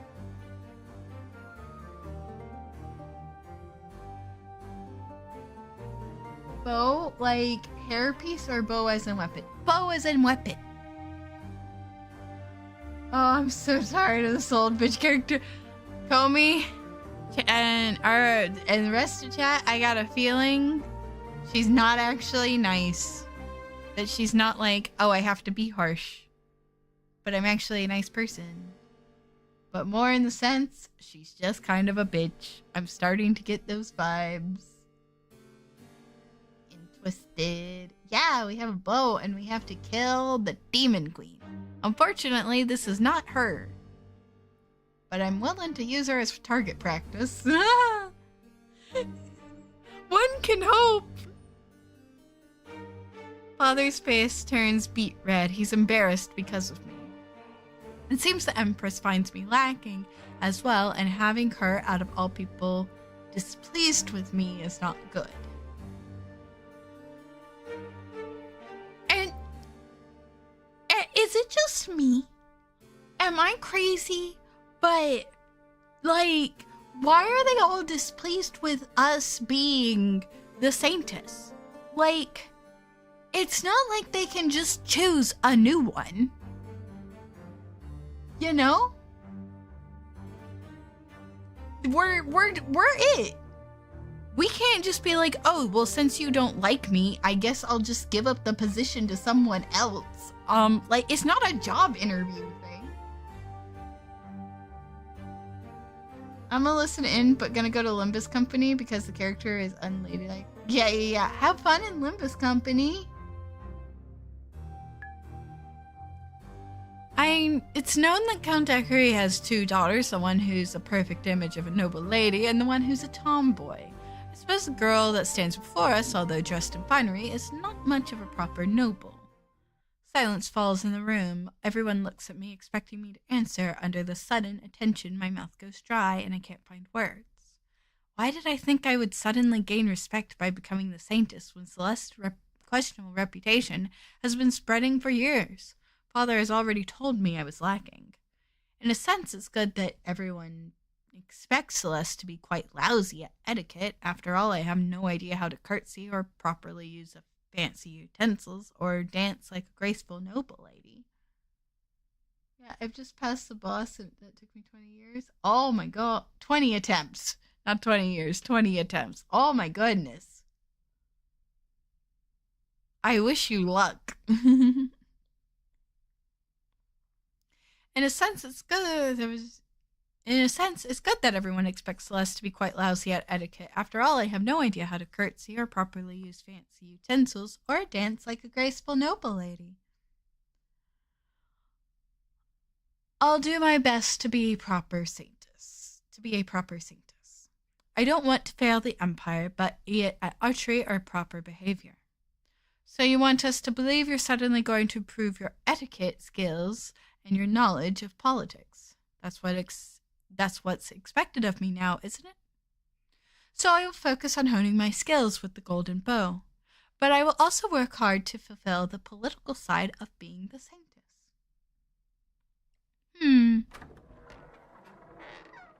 Once, our conversation is interrupted when the door to the throne room bursts open. Ah! I like it! We might go for him! A well-posed, tall, blonde man enters the room in a dramatic fashion, his cloak waving behind him in a sudden draft of air.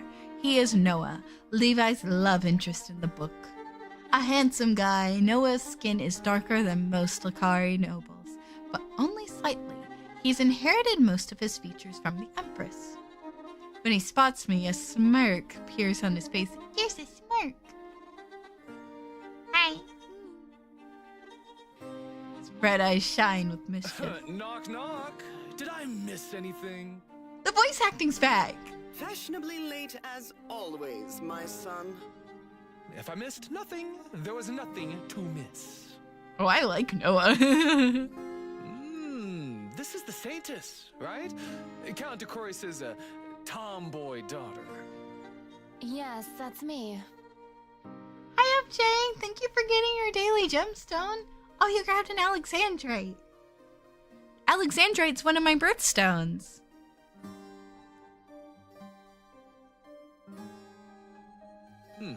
You're good at archery, are you not? Better than you are at etiquette, at the very least. It's etiquette, not etiquette. Yes, I'm quite good with the bow. is returned. Quite. Then you'll be perfect for the role of the Saintess. How can you say that? If a lacking individual takes up such a high role in the hierarchy of the Empire... All the Saintess needs to do is shoot the golden bow and hit the Demon Queen straight in the heart. Then the war will finally be over.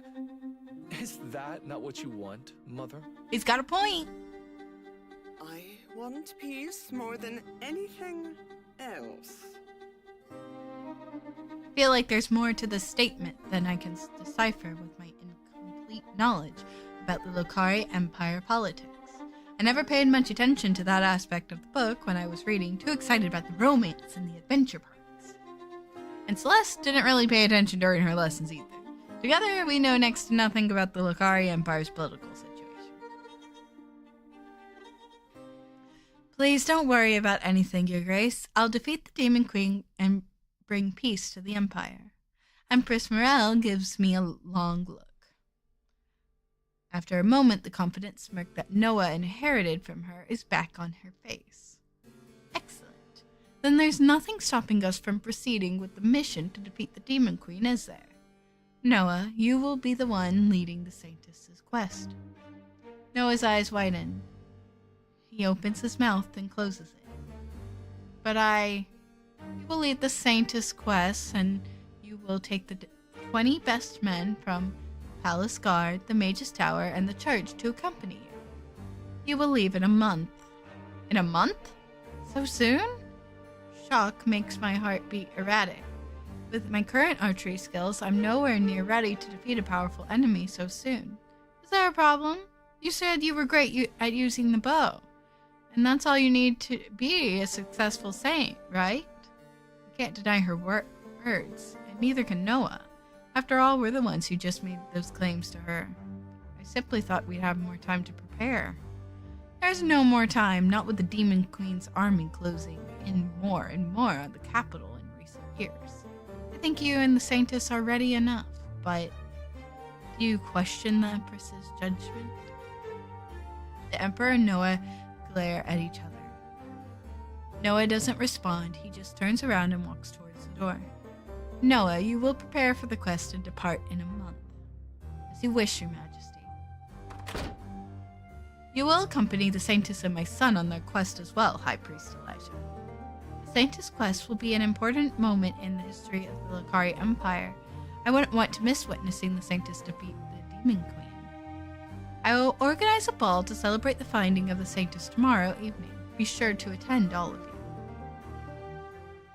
We all reply we'll be there, and after some final departing words, we're dismissed.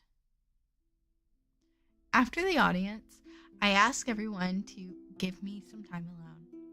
I'm too overwhelmed by recent events. I need some time to think. I take a sheet of paper and a quill, and I begin to scribble down my thoughts. I survived my death event, the demon attack in the woods near the Darkaris. It was Darkaris. I thought it was Darkey. But I guess it's Darkaris mansion. That's why Levi is likely to continue to love Celeste and not become interested in anybody else. I'm not really the Celeste Levi loves, though I have her memories and a portion of her skills. I'm basically Celine in Celeste's body. I'm not just Celeste recollecting a past life. Instead, I, Celine, have taken over Celeste's body at a pivotal moment of her life. Does that mean Celeste is really dead? I don't sense her presence living in my body, which is a relief, truth be told. I prefer being alone with my thoughts. Still, the idea of her passing is sad, even if I'm conflicted about her treatment of Levi. What were the two components needed to defeat the Demon Queen again?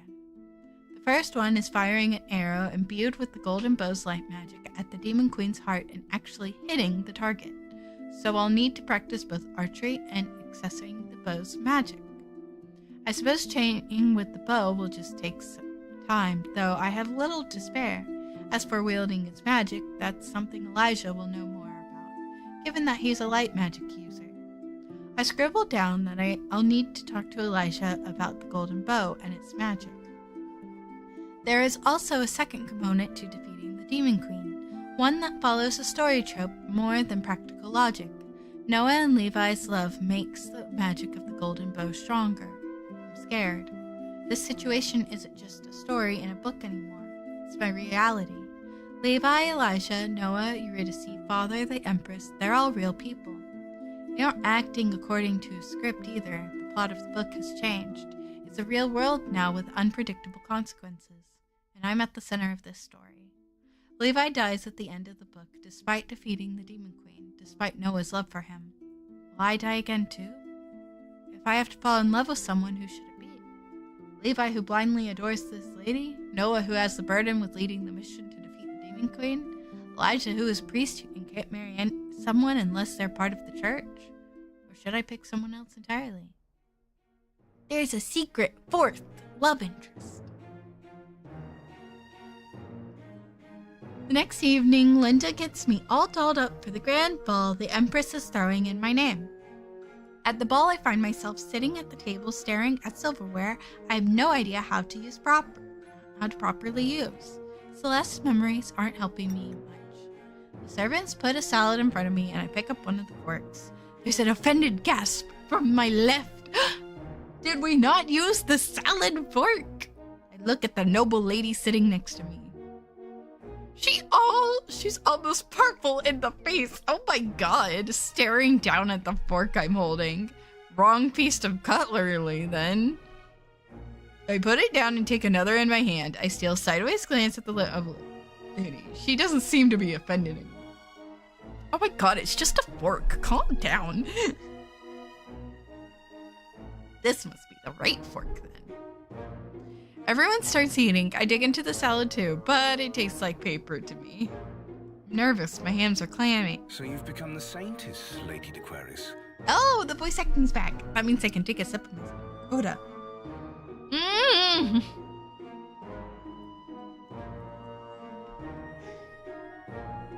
The man to my right, Duke George, is, if Celeste's memory serves me correctly, strikes up a conversation with me. He's a young duke and a powerful player on the battlefield of Ari's empire's politics. I'll have to do my best not to say or do anything strange. Yes, despite my surprise, the golden bow has chosen me.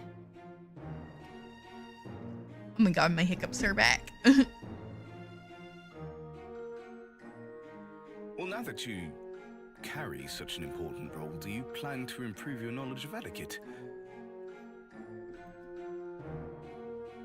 Maybe. I don't know, around here we just eat, like, with a fork.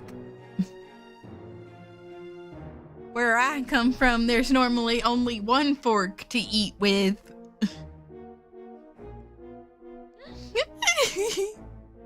He points down at my salad.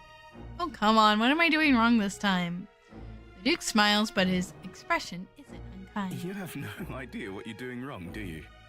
I don't. May I?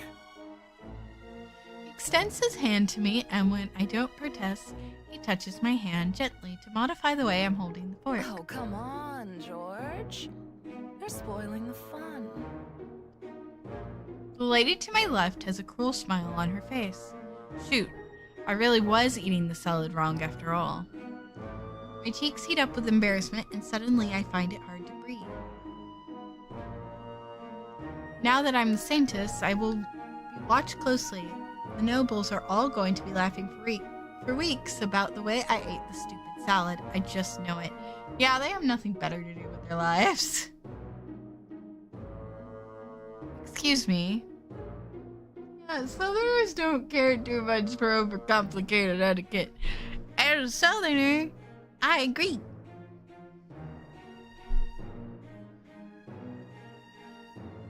Oh my god! Hello, Ashlyn Everstorm. Hello, hello. Also, UKG Misket, thank you for the follow. We're bringing down a downpour of love, storming raid. Hello, and thank you for the follow, Ashlyn. Hello, hello. I'm gonna put myself right in the middle here. Hello, welcome in. Hello, fellow dragon. Hi, my name is Aki Hoshikawa. I am a zodiac dragon who loves to stream with my friends and make art, and I also like to stream Otome games. I'm streaming for the Otome game celebration. Hi, Hook. Hi, Ashlyn. Hello, Reclusive. Welcome in. Thank you for the follows, everyone. I appreciate it. What were you doing?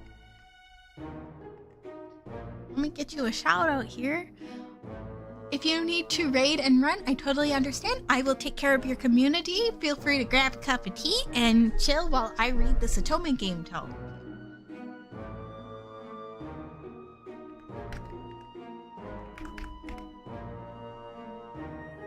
But hello, lovely. How are you doing?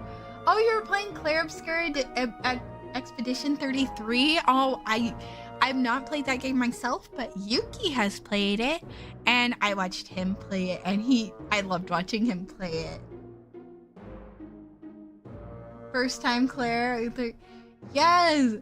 Lots of parries, I swear. Oh my god. Yeah, that game is like 90% parries from what I saw.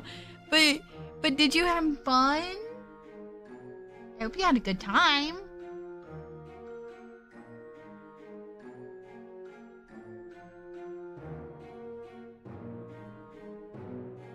We have been playing Saintess of the Golden Bow. The developers asked me to play it, so I've been playing it, and we've been enjoying it. We, I believe, have finally already met all of the love interests. It was fun times, lots of good vibes as always. Yeah! I love to hear that.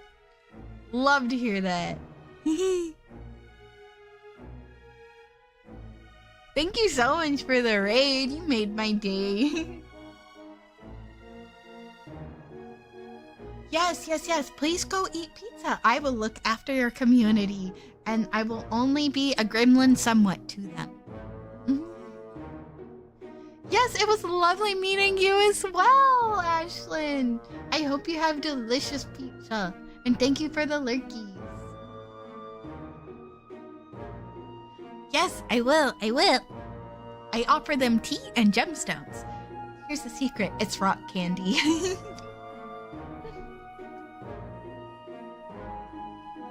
There's a tightness in my chest which makes it hard for me to breathe. My heart is beating so quickly. I can't be here anymore. I have to get some fresh air.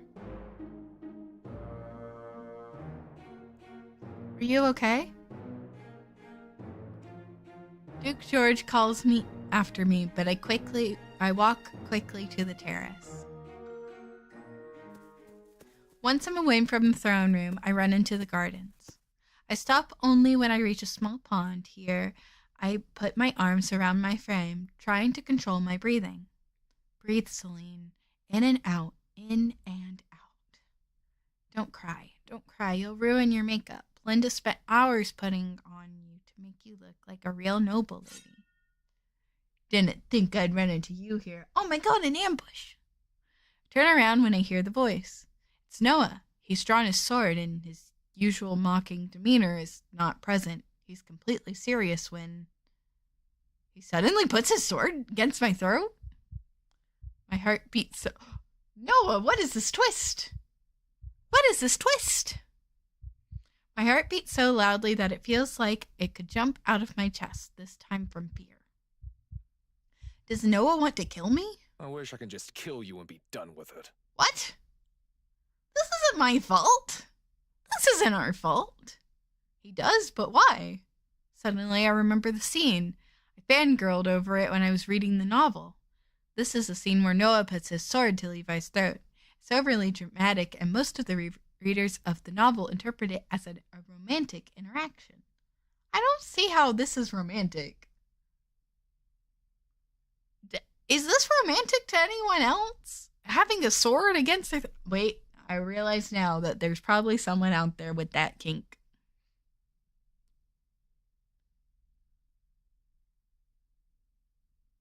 But like, I don't know about y'all. This does not feel romantic. But now I think this setup is just ridiculous. I could take a step back at any time from the coldness of steel, and my neck would be safe. I give Noah a long stare. He's looking at me seriously, as if he's really pondering if he should harm me. I don't believe he actually will. I will entertain his antics for a while longer just to see what he has to say to me. I want to know how much the scene changes with me here instead of Levi. Why do you want me dead? Man, I love having my life threatening. Really gets me excited. Down go me.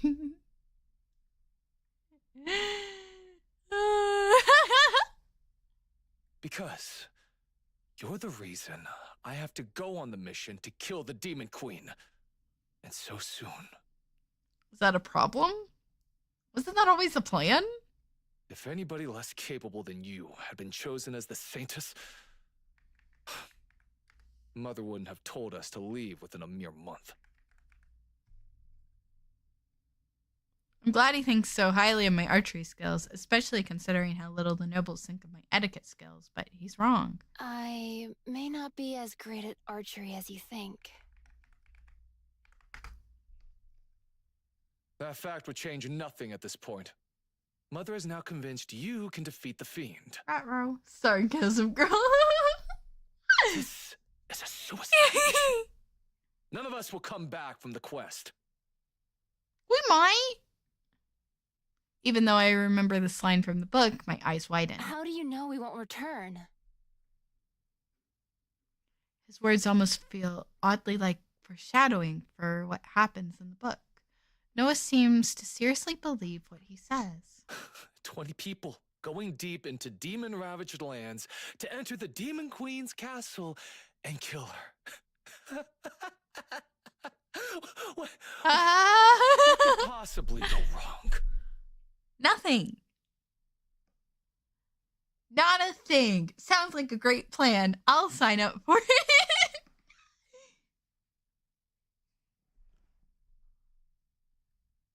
He's really convinced we're going to die on this quest. I can see the desperation in his eyes. Can't you convince your mother to postpone the day we leave or to increase the amount of people we can bring with us? Yeah, why can't we bring an army? I've already tried. She doesn't want to listen. It's almost if she wants to set us up for failure. Kind of like she wants you to die, Noah. Did you squish my emote?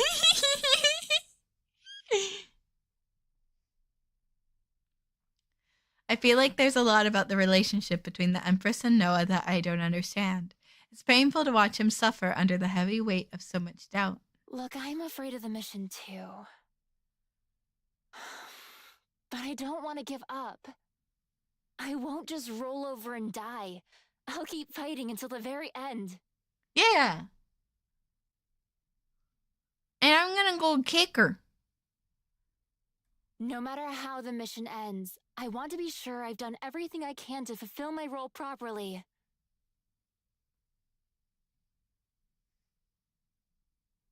Oh, there's no more voice acting. Huh, you think giving your best is going to be enough to defeat the Demon Queen? Are you not afraid of death? I am very afraid. But what else am I supposed to do? What would people think if I just hid the countryside in my father's mansion? Hid in the countryside in my father's mansion. The citizens of the Lokari Empire have waited 2 decades for the Saintess, and I may not fully believe in myself, but I can't simply give up. We have a month until we leave. I'll spend that time improving myself. You're the crown prince. You should lead by example as well. Dot, dot, dot. I think the Empress forgot that they probably won't come back. No, I think she remembers. I think she just wants her son to die. You're The voice acting's right. back. I can't just give up. I like Noah. I must also see the mission through until the end. Are you feeling better now? Ladies and gentlemen, the mother of all time. Hate your son? Just send him on a mission to go deal with the Demon Queen and thus, and get him killed.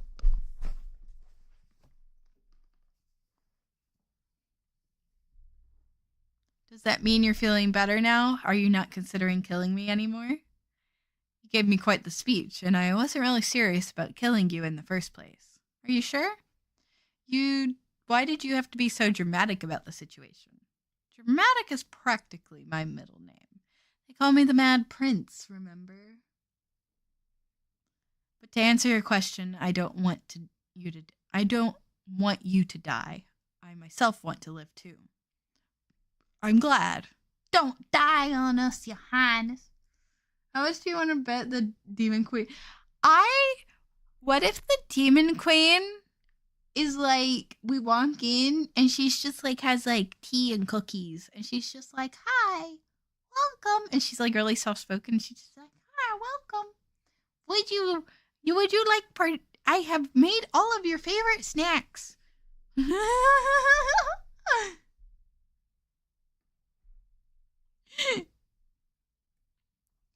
Just Noah is fine. We're teammates now, I suppose. I like the sound of that. I'll continue trying to get Mother to delay the deadline for us to leave. Yeah, that would win me over. I would be like, oh, okay, yeah, you can take over the country. You made my favorite.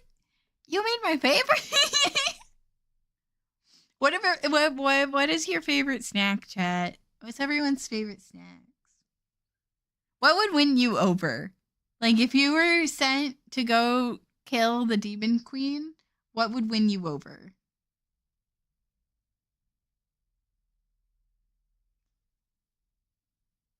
I'll continue trying to get Mother to delay the deadline for us to leave. I would appreciate more time to train. Right? Time to go back to the ball then. Without sparing me another glance, Noah walks past me towards the terrace. I look out at the water of the lake and take a few deep breaths. I really hadn't expected Levi's scene with Noah to play out for me. I also didn't end up responding the way Levi would have done. Our encounter didn't turn romantic at all. Yet my heart is beating quickly regardless, because I'm still scared about so many things. The stress is catching up to me. I fall to my knees on the soft grass. I can't hold back my tears any longer. Cornbread and fresh mac and cheese. Like if you walked up and she was like, here, Comey, here's some cornbread and fresh mac and cheese. Now let's talk about me taking over your empire. You would fold. You would just be munching on the cornbread and mac and cheese and be like, yeah, and I can tell you the best vantage points. I can tell you where to attack. I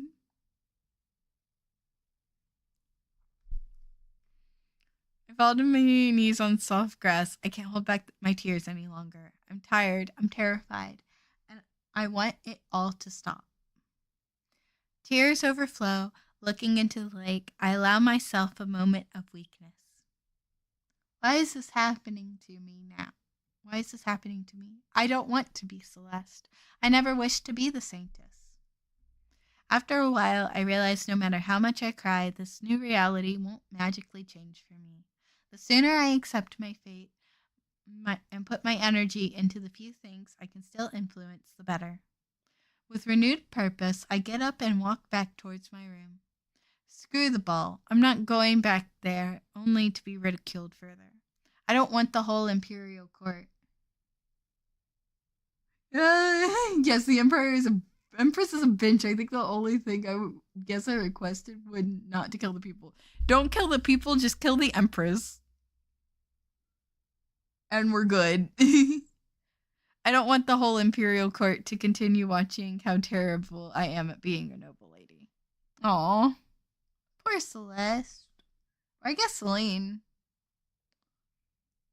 I'm walking down the corridor towards the apartment when I hear someone running behind me. It's Levi! Celeste? Levi calls me by my first name, like he always does when it's just him and Celeste. It's something the two of them agreed to do when they were younger, but before Celeste grew to avoid it. Levi stops before me and looks me up and down, checking for injury. Where have you been? I didn't notice when you left the throne room. You're not supposed to go anywhere without me. Father's orders. I know, I just forgot. I realize I haven't been thinking about how Levi would feel if I suddenly disappeared yet again. I'm not concerned about you failing to follow his orders. I'm genuinely worried about you. blushes and looks away. After a moment, he looks back at me with a worried expression, and looks me up and down again. You're all right, are you not? He focuses on my face and frowns. You've been crying. You must notice my smudged makeup. Was, but I feel better now. What made you cry? When I see the sincere worry on Levi's face, I want to tell him the truth. Well, just tell him. Just tell him that you don't feel well and that, things happen, I'm just overwhelmed by suddenly becoming the Saintess, by having to carry the burden of saving the whole empire. I look down, tears welling up in my eyes again. Celeste? Look back up to see Levi staring at me with love and adoration. It hurts being on the receiving end of such feelings, knowing that they aren't really for me. No matter what happens, know that I'll always stay by your side. Sorry to drag you into this quest with me. What did you want to at this point? What, being honest about crying or being honest about not being the Saintess? I would be honest about not wanting to be the Saintess. Majority of the people that have found out that we were the Saintess has all been like, yeah, you're gonna be bad at your job.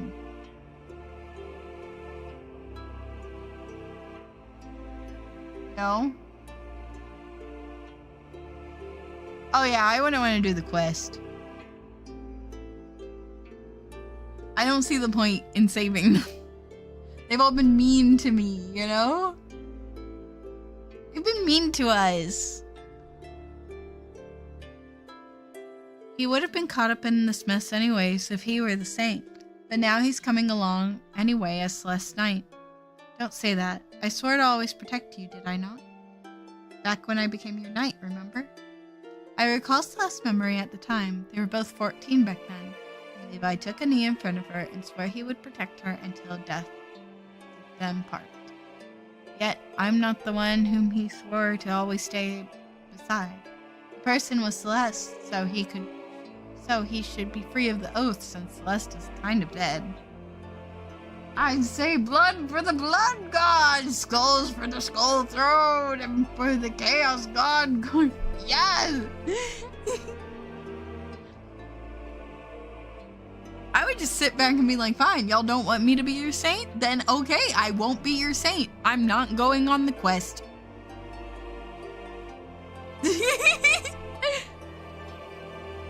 You treat me like that? Then why should I be nice to you?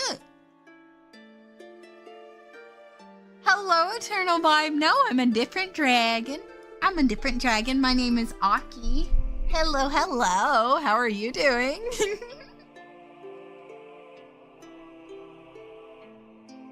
I'm a dragon mom to some people.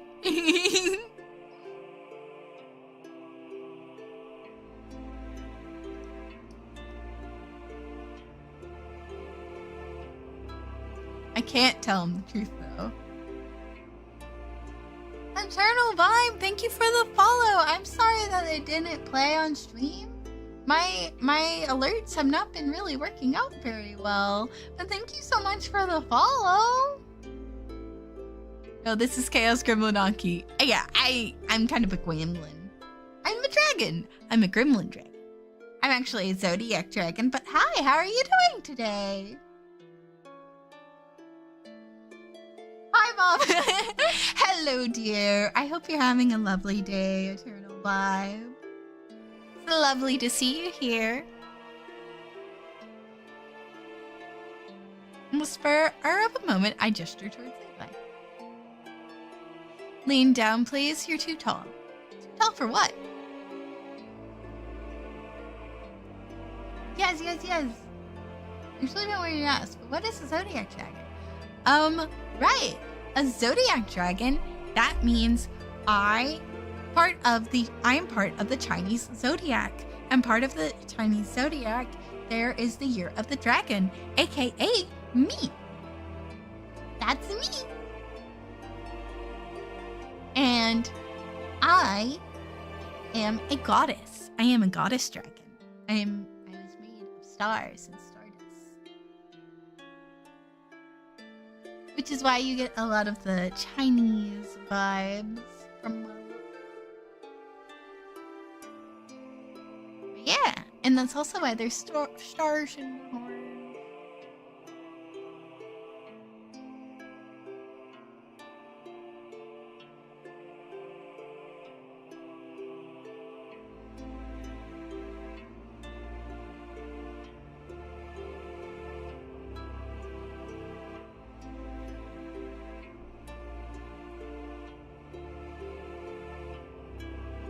I know about that too. For some reason, I thought you were talking to me about the constellations.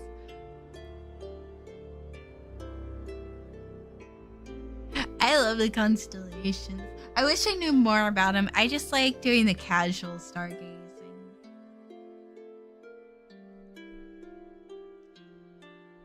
Levi gives me a puzzled look, but complies with my request. Damn autocorrect. I press up on my toes and kiss him on the We gave Levi a kiss! Not as Celeste, but as Sloane, because I genuinely feel grateful to him and don't know how else to express myself right now. We gave him a kiss on the cheek. Oh my god! That's so bold of us. Oh my gosh. Ooh. We gave baby girl a kiss.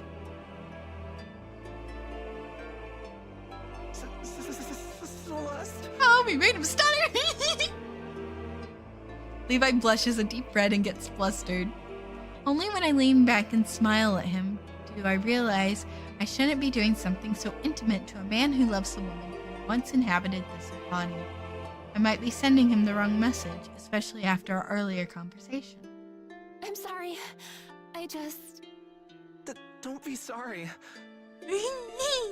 I just wanted to express my gratitude.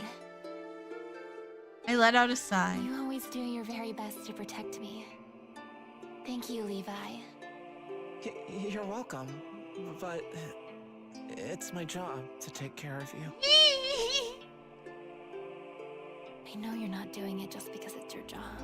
Oh my god! Romance is happening, y'all! I turn around and start walking towards my room before Levi can reply. Let's go, Levi. We need to rest. Training starts tomorrow. Y'all, if I'm ever isekai'd into an Otome story, I better have a personal night. I would be so happy if I had a personal night. And I would just go for my personal night. Like, if I had to choose, I would be like, my personal night. That's the one I want to be with.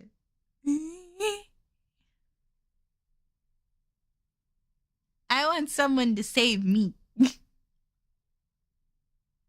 I also want to be a hero, but you know, I think everyone is like, I think everyone wants to be both. I think everyone wants either to be both the hero and to also have someone save them as well. I want to be bridal carry.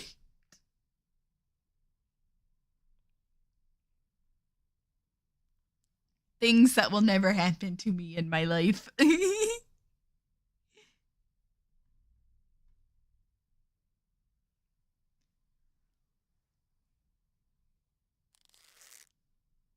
The next day, I begin training with the golden bow on the palace training grounds. It would probably be reincarnated into an Otome game. Yeah!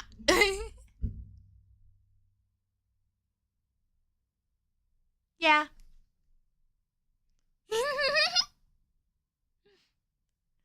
Much as I expected due to its elaborate design, the bow proves difficult to use. Yeah, it does not look like it would be easy to use at all. I send arrow after arrow flying at targets, but I only hit once out of every 10 times. Not only are my bow skills rusty, but the weapon isn't cooperating either. Finally, too frustrated to continue, I give up. I'll try again tomorrow. I make my way to my room with Levi following behind me. This is a suicide mission. We're not going to come back to Solus alive. Please, Noah, don't say such things in public. What if someone hears? Noah, I need you to be more brave. Imagine we're gonna come back alive. We're gonna come back alive. It'll be fine. At the end of the corridor, two people standing to the side talking. The one said something about a sewer slide mission. Is Noah. After a conversation in the garden the other day, his words don't shock me. What does surprise me, though, is that he's openly talking about his feelings with someone else. I hide behind a pillar and take a peek at the other person. Dark-skinned knight with her hair in buns must be Tarek, Noah's right hand and the leader of the palace guards. She's very pretty. She's wearing armor with the Lokari Empire royal insignia on her chest, characteristics of the guards. Oh my god, Gambite! Welcome in, Raiders! Hello again! Hello! Welcome in! How was your stream, Gambite? Hi, Raiders! My name is Aki Yoshikawa. I'm a Zodiac Dragon who loves to stream with her friends, stream art, and stream Otome games. What were you streaming? Let me get you a shout out. And if you need to raid an event, I understand. I will take care of your community. Feel free to grab a cup of tea and relax as I play this game. Oh, whoa! It's my reading.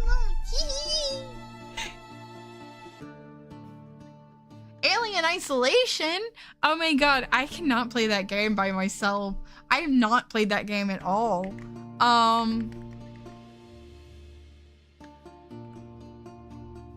And if I did, I would have to have I would not only have to have chat, I would have to have someone like on stream with me or something. Like maybe one day I'll stream it for y'all, but like I don't know. I'm so scared. That game scares me. Sequel got confirmed, so I'm doing a playthrough. Oh, there's gonna be a sequel. Oh my god.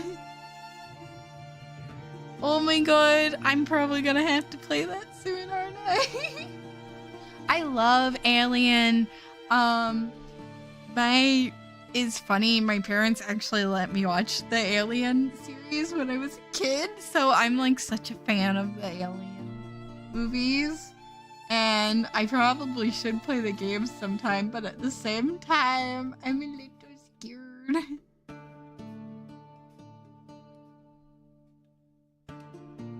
But we've been playing the Saintess of the Golden Bow. It's an Otome game that I was asked to play for the Otome Game Celebration. So, like, go check out the demo on Steam if you're interested.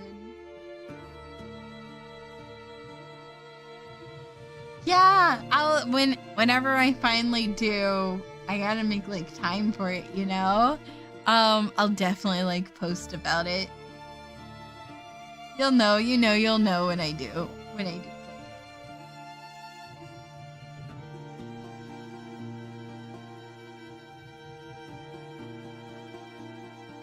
You can't be heard doubting our ability to defeat the Demon Queen. It's just, I have a really bad feeling about Mother's request, Harriet. Why is she pushing us to go on the Demon Queen's castle so soon? Why can't we wait a few months until everyone feels ready and has practiced fighting as a team? That's a good point. Like, the Saintess is a noble lady. Yeah, she's not good at she's not good at doing noble things. But she's also, like, not a trained soldier. Like, we're not a trained soldier, you know?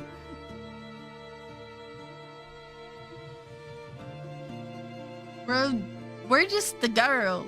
We're just a girl, chat. With a golden bow. We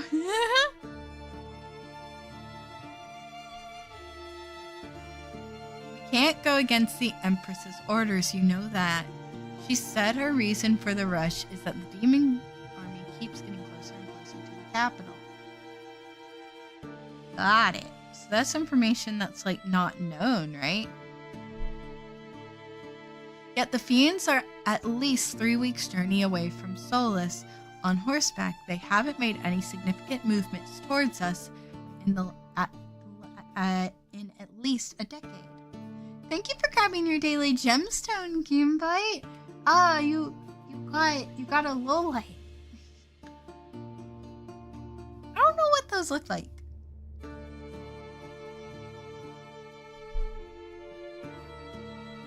I like gemstones. I think they're pretty.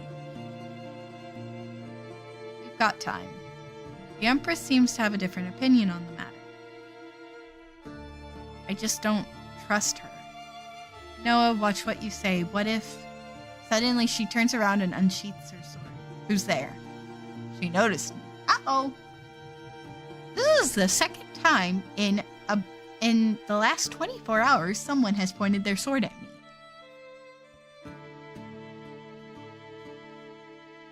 Oh, that's good. I'm gonna reveal myself. I step out from behind the pillar, revealing myself. Oh, if it isn't the Saintess, welcome. Hello. Hello, it's me, Ataki.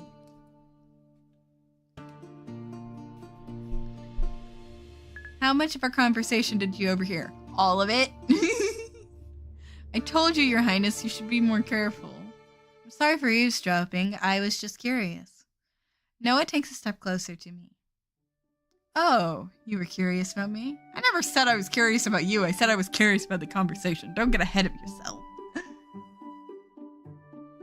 He leans in closer to me, his face level with mine. I didn't know you were interested in me, Celeste. Ah! That! That's not what I meant. I'm very pleased to win your attention. If you want to know me more about me, how about we get together? How about we get together for tea? I'm busy. I'm not. Would tomorrow afternoon be okay for you? He's not letting me get a word in edgewise. Anger rises in my heart. Not interested in you. I take a few steps back, putting distance between us again. Noah chuckles. I don't appreciate you flirting with me. Yeah, if you want to flirt with me, you gotta get to know me first. Or be chat.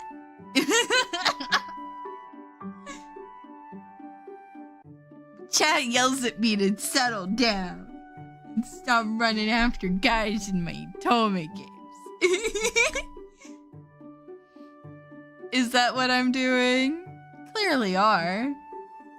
The other day he wanted to kill me, and today he's playing with me. What a frustrating guy. I'm leaving.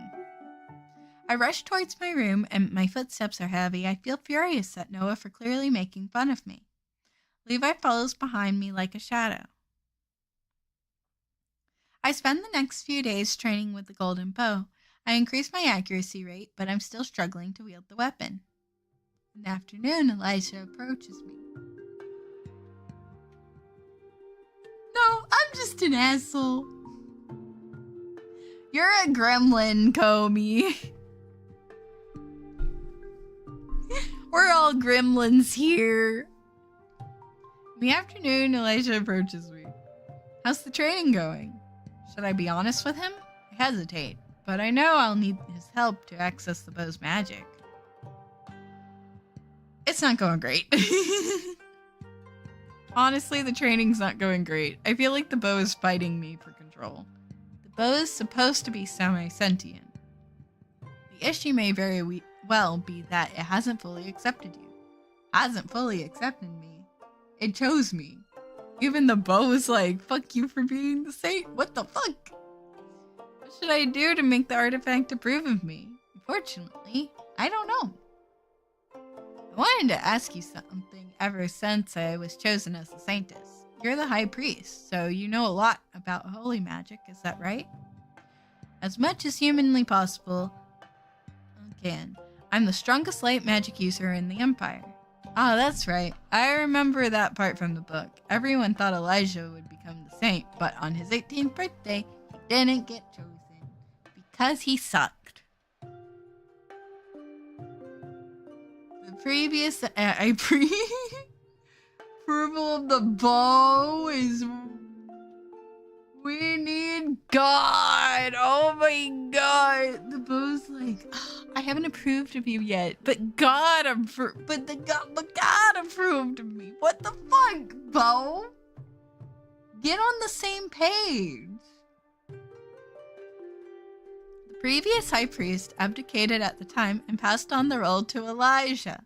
That's how Elijah came to have such a high position at such a young age. He's so young, but he's the high priest. The novel also said Elijah's light magic is abnormally strong. Could you teach me about light magic? Sure, but you have no magic of your own, you know that, right? And Celeste was never a magic user, and that fact didn't change when I took over her body. But I have to defeat the Demon Queen and the Golden Bow's magic, right? So, is there a way for me to access it? That's a good point. I should know something. Yes. Artifacts like the Golden Bow do carry their own magic. You don't have to have a magical affinity for your own to use this power. Although already being trained in wielding magic would help you understand more easily how the bow's magic works. I can at least explain the basics to you, and then with practice, I'm sure you'll catch on.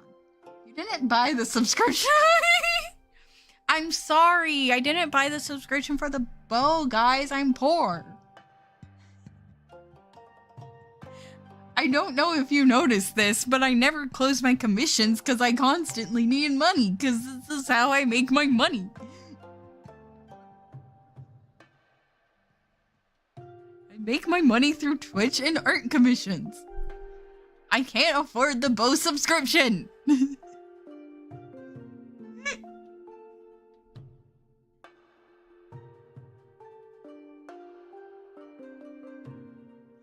Hi, Secret! How are you doing today? Thank you for grabbing a daily gemstone. Oh, you got a tanzanite. Okay, I do know what those look like. Those look really cool. Blessings of subscription based, that's why donations exist. God, everything has a subscription nowadays. I thought I escaped the world of subscriptions, and now here I am in another world having to do subscriptions. Damn it. That's just my luck. But how are you doing today, Sacred? I hope you're doing good. Crazy name for what I just said.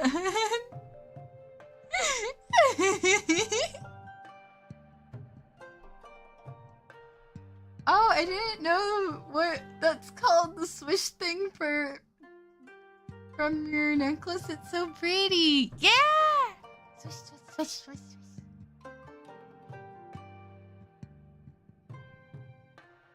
Gee. But hi. How are you?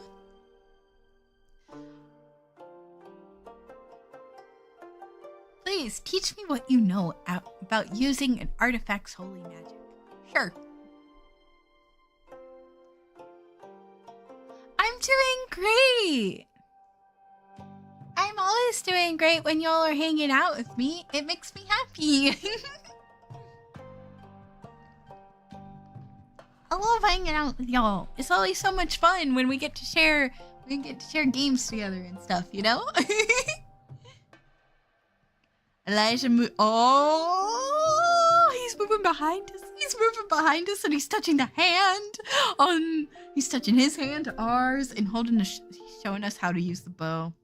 Oh my god, he's doing that thing. He's doing that thing that, like, you know, they do in stories. Oh, but if only we could see it. Instead, we have to imagine it. I love imagining things. Welcome back from the ads, everybody. Close your eyes. Close your eyes. Close your eyes. Listen to my voice and close your eyes. I will pour some of my light magic into you so that you can understand. Hi, Chris! Lizard. Thank you for grabbing your daily gemstone, Chris. You got a bismuth. I know bismuths are like chemically made. They're man-made gemstones and they're rainbow-like.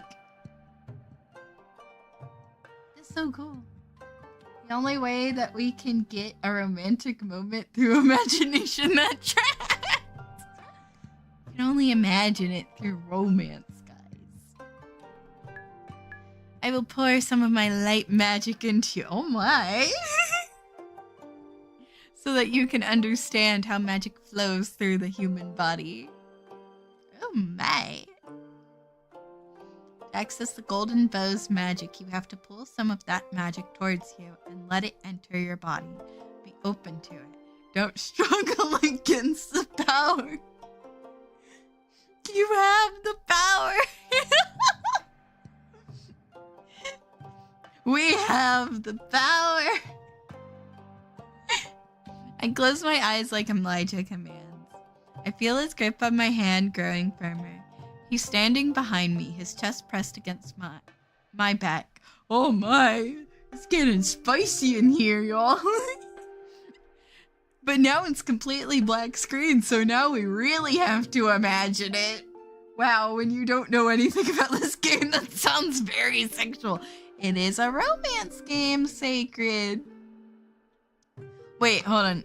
I'll read it better. He's standing behind me, his chest pressed against my back so I can feel the heat of his body touching mine. Oh my god. Oh my god, I'm blushing. Oh my god. The contact is quite intimate and makes my cheeks flush with embarrassment. Then I feel Elijah flashbang. Oh my god. Oh, Elijah's magic enter my body. It's gentle and stream. It's a gentle stream, not as strong as when he examined me for injuries a few days ago. Still, I can feel the magic coursing through my veins. Relax. Focus on the flow of magic. Relax, girl.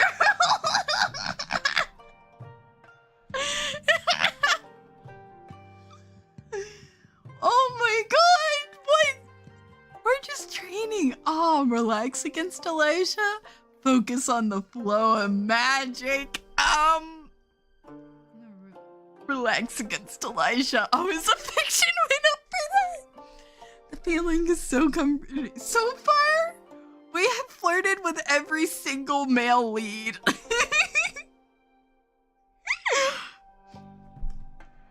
Becoming a harem game.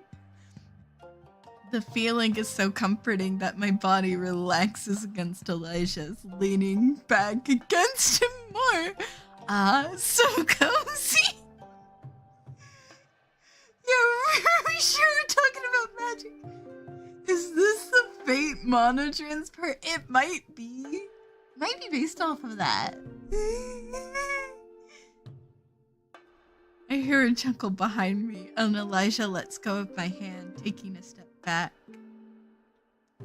No, don't take the pleasant feeling away from me! Oh my god! The loss is poignant. I almost went to throw myself in Elijah's arms to feel his closeness again. It's like his presence of magic have filled a hole in my soul that I didn't even know was there. Now that the completeness is gone, I feel hollow. You're quite susceptible to light magic, I must say. Elijah's smile brings me out of the haze I was left in by his magic. I think I need a shower after hearing. Oh, I don't blame you. I think we all Oh my god. That was the spiciest scene yet. Okay, one male lead. Here's what I've learned so far. The prince, he like puts on an act in front of others, but when it's just the two of us, he's like very hostile. Our personal guard is very like, you know, puppy, golden retriever boyfriend type. And this priest is so far has been the most spiciest out of the love stories. Oh my god. Oh my god, okay. I'm a dude and this felt like a fanfic lemon sea. That's cause it was. I blush a deep red. I realized I wanted, what exactly did I want just now? To throw myself at him? I barely know him. It was only his magic making me feel drawn to him, right? Or maybe our choices. My sudden yearning for Elijah certainly had nothing to do with him, only his magic, I think. Yeah. I'm sorry. Don't be sorry. You couldn't have done anything to control your reaction, though I would like to know the source of your interest in my magic. Did you notice my magic flowed through your body? I did notice. I noticed too much, even. Yes, I did. You must convince the golden bow to let you access its magic. Then pull the power towards yourself and let it course through your body. So we gotta romance the bow? Is that what we're doing? We're romancing the bow? Only by doing so will you be able to aim the magic with your arrow and strike the demon queen when the time comes. I use my staff as a way to store more magic, even though I have magic of my own within my body. I can only use more powerful spells with the staff's help. Just like what you do with the bow, I draw the magic of my staff into my body so I can release the power as bolts of light. The human body is a conduit for an artifact's magic. I'll try it out. I feel like he could have explained that without the, hugging. The writers were on something writing this. They did a great job. They did a great job. Great. Now regarding your pull towards my magic. Elijah takes my hand in his. For a moment through our journey, joined hands, I can feel the flow of his magic again. I lean it towards him. It's really peculiar how you're drawn towards my power. I've never seen such an affection for someone else's magic in anybody else. So this sort of thing doesn't happen often? Not at all. I'll ask some of the other priests about the matter. Maybe one of them will be able to shed light on the situation. In the meantime, there's something I'd like to ask of you. Instead of training, could you come to the priest wing tomorrow? I'd like to explain to you more about your duties at the Saintess of the Golden Bow. My duties? Yes. Did you think the only thing the Saintess has to do is defeat the Demon Queen? I understand that as the Saintess, I'm supposed to be a key player in the Lucari Empire politics. Oh, this dude is so innocent. Yeah, he is. He's an innocent being and must be protected. Oh my god. But with so little time before we leave on the quest, I don't want to start taking part in the politics of the country just yet. Voicing your opinion in court is only part of what it means to be the Saintess. The people of the Lucari Empire have been waiting for the processed heroine for 2 decades after all. Therefore, you're expected to show them your proper Saintess so their hope for the Lucari Empire can continue to grow. Hope is such a fragile feeling. One has to take care of hope and nurture it if the fire dies out. Elijah trails off, a faraway look of melancholy on his face. The expression makes me wonder what he is thinking of. I have no courage to ask, though. How should I show the common folk that I am a proper Saintess? It would be best if I explained everything to you before tomorrow. Come to my office at 9 in the morning. Bring the golden bow. All right, I'll be there.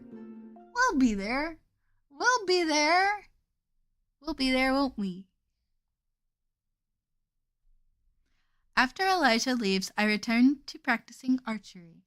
I try to pull the bow's magic towards me like he instructed. But I didn't get the subscription service to the bow. But I can't replicate what the priest did. Dang it, we still didn't buy the subscription. Damn, we got a sub to the bow. Even so, I keep trying. There's too much at stake for me to give up so easily. The next morning, I walked down the corridors of the palace towards the priest wing. Levi has been a tremendous help by showing me where the church's part of the building is located. Now turn right. How do you know where the priest wing is, Levi? I came here with another knight who was injured during training, so he could get the priest to heal his wound. Ah, that makes sense. Hey Levi, do you know how much the subscription to the bow is? We should be close. Take another turn right and walk down a corridor until we end up at the most impressive door in the hallway. This should be where the High Priest Elijah works. I'll wait for you by the door. Alright. I knock on the door, and after hearing a faint "Come in!" from the other side, I enter the lavishly decorated room. To the left, numerous cabinets support shelf upon shelf of thick-spined books, while a large, beautiful painting hangs on the opposite wall. There's a lot of people in here. She's really pretty. I like the girl with the red hair. I'll move so you can see her.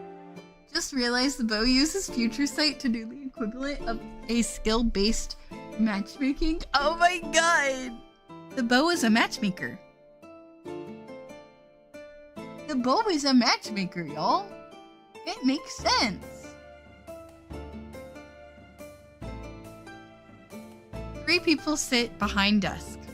To my left, a green-haired man is focused on large stacks of paper. He looks up when I enter and gives me a gentle smile.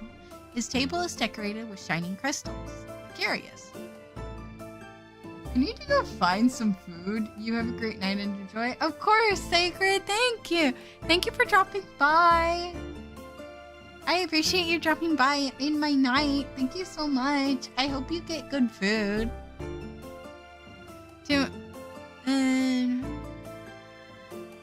At the podium in the back is Elijah's desk.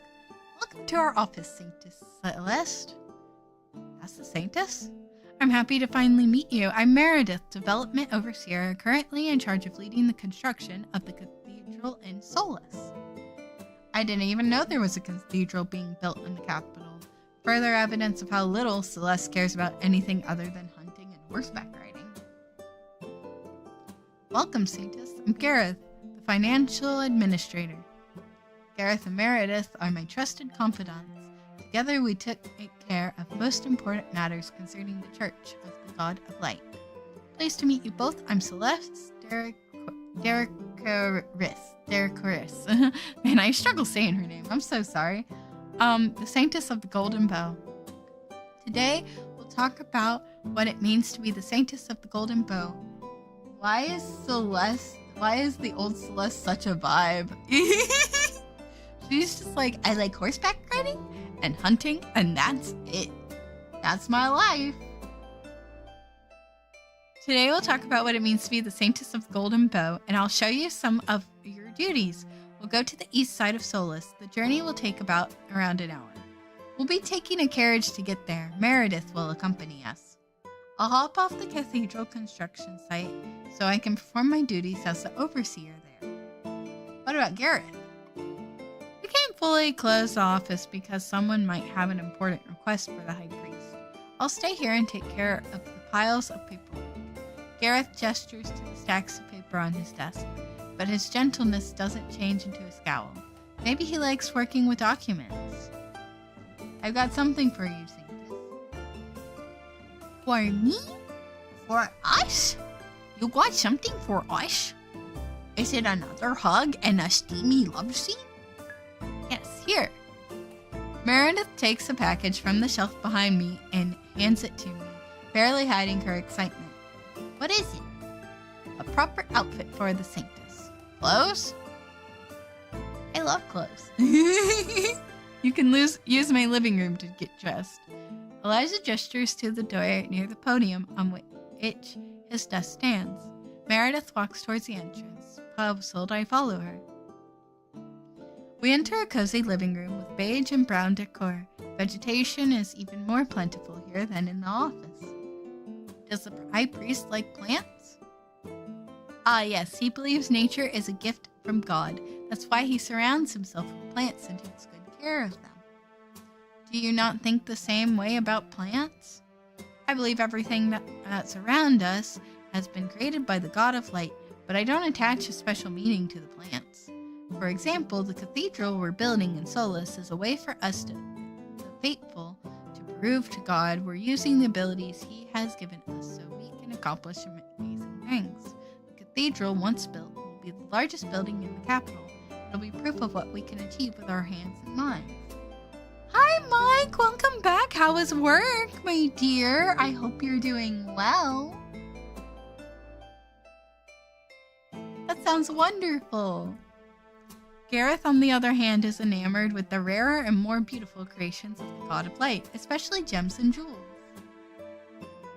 That's why he surrounds himself with gleaming items, as you've seen on his table. Also, he's constantly looking to establish new crystal mines on behalf of the church.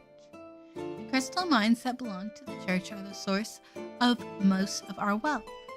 So to sum up, everyone in the church sees different creations of God of Light as signs of his godhood. We can find our own way to worship God as well.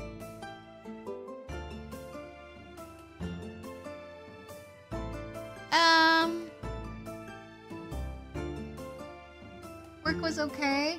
Glad I wasn't scheduled later because we are open later than normal for Mother's Day. How are you, Aki? I'm doing well. I'm having a grand old night. Also, red hair too. Red hair too is very pretty. I'm doing so good. I'm always doing good when I get to hang out with y'all and stream and play games. We're having a good old time. There was a steamy love scene. It was so steamy.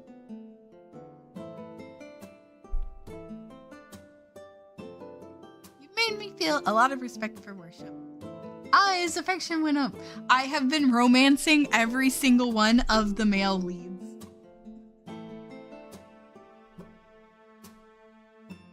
You've made me feel a lot of respect for the different kinds of worship. Never thought there could be so much to having faith in the God of Light, aside from praying to him in the chapel. I've never been particularly religious on Earth, so I was never interested in following the religion of a fantasy world god. However, now I can see how faith in the God of Light is an important part of Elisha, Meredith, and Gareth's lives. All in different ways, I respect how devoted they are. Over here, damn, I miss the steamy. Oh, don't worry. If you sit around, you'll get another steamy any moment. I'm glad we could express our faith to you so well, Saintess. I'm sure you'll find your own best way to worship the God of Light. In the meantime, we'll continue showing you signs of our faith, leading you by example. But I've been talking way too much. The High Priest is waiting for us.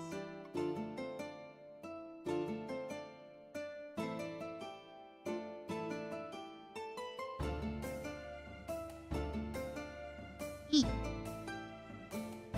Open the package, please. I ripped the packaging apart to reveal an outfit very similar to Meredith's, reminding me of a nun. You want me to wear this outfit? Yes, you're going to be with Elijah to the east side of Solus on behalf of the church. It will be a good sign to the people if you show up in public wearing an outfit befitting Saintess. Alright. But what is it? I thought I wasn't part of the church since I'm the Saintess. You're not, but this is about symbolism. Are you uncomfortable with wearing the outfit? No, it's okay. I'm just surprised. Wouldn't the Saintess still be part of the church because she was chosen by the God of Light? Like, I feel like that means she is.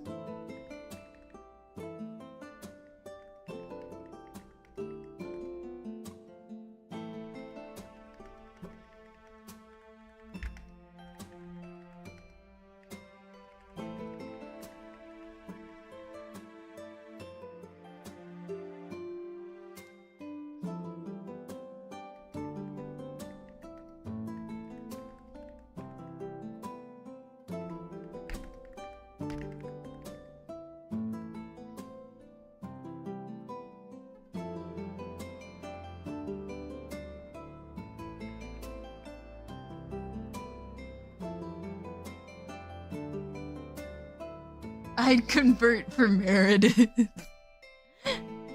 Mike is like, bow down to Meredith.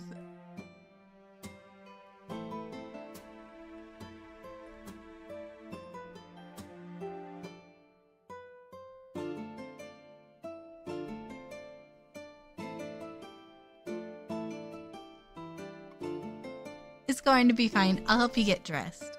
Meredith helps me put the outfit on, and we leave my hunting outfit behind in a neat pile on the armchair. Oh, we look so cute. I look down at myself. I feel like I'm finally starting to play the part of being the Saintess of the Golden Bow. I truly do look like a proper Saintess in this nun's robe. I think I now understand the symbolism of changing into a church outfit. After all, I'll be meeting people who need me to bring them home. We leave Elijah's apartment and enter the office again. Oh. Elijah's eyes widen when he sees me in the Saintess outfit. I blush, embarrassed by his scrutiny, and suddenly feel self-conscious. Do I look strange? Like I got a weakness then. That's pretty women. I get it.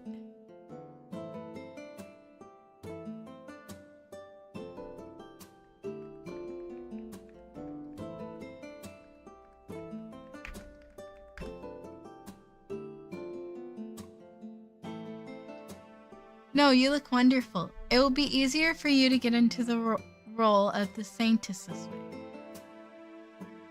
You'll soon see... Oh, okay. Elijah picks up two large leather bags and gestures to the door. We're ready to go. We'll be back in the afternoon. Good luck with the paperwork, Gareth. I'll be okay. We leave the priest office, making our way out of the palace. We board the carriage with a symbol of the sun on the side. Levi takes his spot next to the coachman at the front. Oh, I bet another steamy love scene's coming up, Chad. I bet another steamy love scene's coming up. What do y'all think? I bet there is one. Hi, Yuki. Hi. Hi, Yuki. How are you doing? You have missed it. We have had steamy love scenes. And we're also romancing all of the male leads.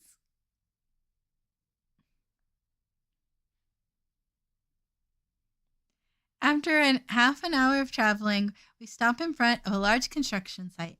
Meredith calls it her stop and hops out of the carriage. We continue traveling for another half an hour.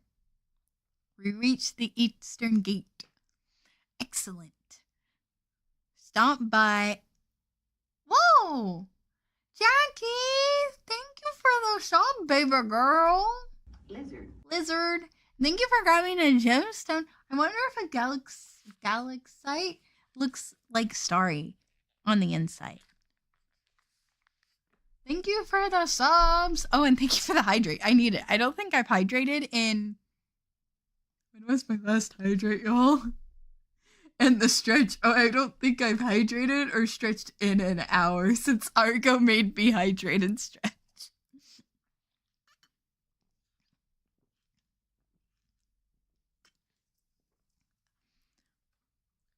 Blame chat. They're not watering me. I'm a Tamagotchi. They gotta water me. It's not my fault. I didn't drink.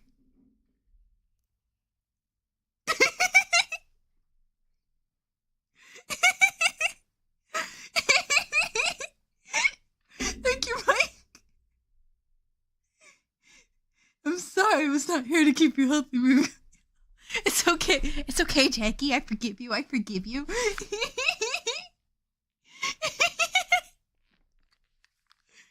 I'm gonna get so caught up. Oh my God.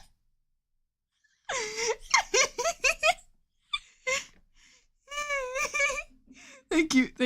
you. Thank you. I'll take the minute to drink. How are y'all doing? How are you doing, Jackie?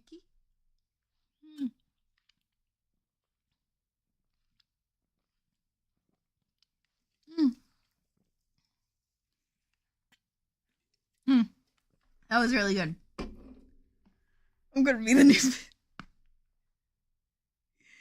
And this week, probably. I think the hubs made me sick. Oh no! I'm sorry. I'm sorry you got sick. I hope you feel better soon. Oh my god.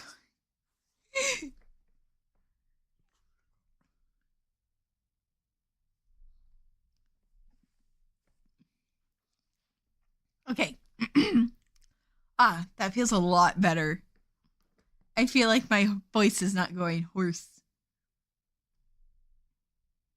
I don't know when this demo's going to end. I think I looked at the demo's like 30 hours long or something like that, which doesn't sound right. But I am going to call it like 4 hours probably. I've slimmed all day, but the cough and sore throat has just started. Oh, So like I know that feeling, like when you feel like you're getting sick, so you then sleep because all day and then you wake up and you feel worse, and that's when the cough. And yeah, I'm so sorry.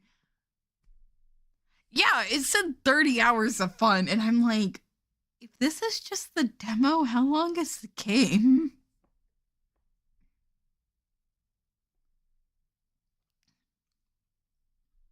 Excellent. Stop just beyond the gate. I want to give the Saintess a good tour of Eastern Solace. Understood, sir. The carriage stops, and Elijah opens the door. He walks out of the carriage and extends a hand to me to help me down as well. I take it and get out. When I see what Elijah has so enigmatically been preparing me for, my mouth drops open. This is... The land beyond the eastern wall slowly slopes down. As far as I can see from our vantage point, there's a sea of tents in various stages of disrepair. Oh. Full game missing the last hour of spicy content. That's what is missing. The full game is just missing spicy content. That's what is missing. That's all that is missing. I'm a duck. I made my duck a bit bigger,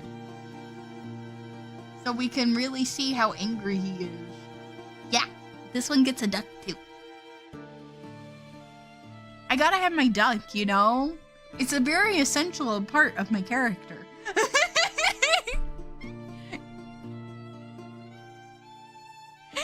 I think the duck is very essential, you see. I mean, could you deny this face? No. No, you could not. No one can deny the duck. Oh, Jackie, you can use my new sub emote.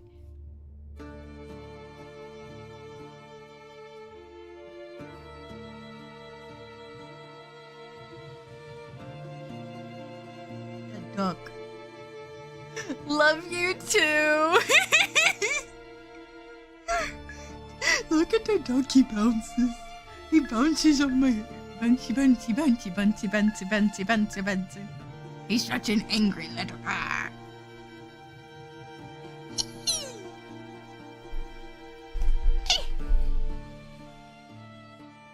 Welcome back from the ads, everyone. He's angry about the tents. He's angry that they live in tents and not houses. He's so angry about it. They're made of cloth in various colors, whatever kind of material their owners could get a hold. The area smells of unwashed bodies and excrements. What is this place? The Solace nobody speaks about. The war front is to the east, and it's moving towards the capital, with each passing year. That means each year citizens of the Lucaria Empire lose their homes in demon attacks. To save their lives, many travel to the capital in search of a better future. But there are so many refugees, and the capital has no place for them. The Empress has long forbidden more refugees from coming inside the walls. She doesn't want to hear their pleas. The Empress sucks. I think we should use her for target practice. It took me a long time to be able to negotiate with her to let the church's healers come to the slums 2 times a week so we can help the ones in most dire need. This is the truth behind the war. We have been holding on without the Saintess, but as you can see, this war is slowly becoming a losing battle. If you hadn't appeared as a Saintess in this decade, would we really be able to hold on another 10 years? Or would we lose all hope and eventually let the demons destroy us? Surely the Lokari Empire's army would never give up fighting. Without them holding the front, the demons could come to the capital and even further west. If you fight for a long time only to slowly lose ground over and over again, it can be easy to lose faith. That's true. If you just keep, eventually, like, the war, the war's gonna take a toll on you, And people are just gonna be like, what's the point of us fighting? Like, we just keep losing. We're not gaining ground, we're losing ground. And they've been fighting for 20 years or something? Elijah's voice sharpens as if I've hit on a very personal emotion in his heart. Maybe I shouldn't voice any opinions on the matter of the Lokari Empire's war. I'm not really from this world, after all. I don't know much about the situation. She said she read the story, though. But that doesn't mean I don't want to find out more. I want to help where I can. I understand the situation now. Thanks for bringing me here, Elijah. How can I help these people? We'll go around the whole slum so we can present you to the people. We'll stop to talk to everyone who wants to converse with us. It will take a few hours, but I want the word to get around that the Saintess of the Golden Bow is a real person who came here to make sure everyone knows she's ready to save them. Do you think you can live up to this role? Yes, I'll do my best. Yeah, we can do it. We can bring hope. I have a duck on my head. They'll be so happy. They'll be so happy with us.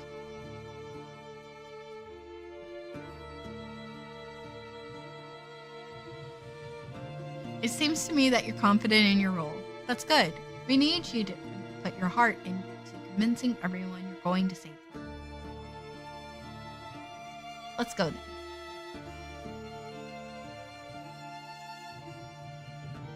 I follow Elijah deeper into the slums.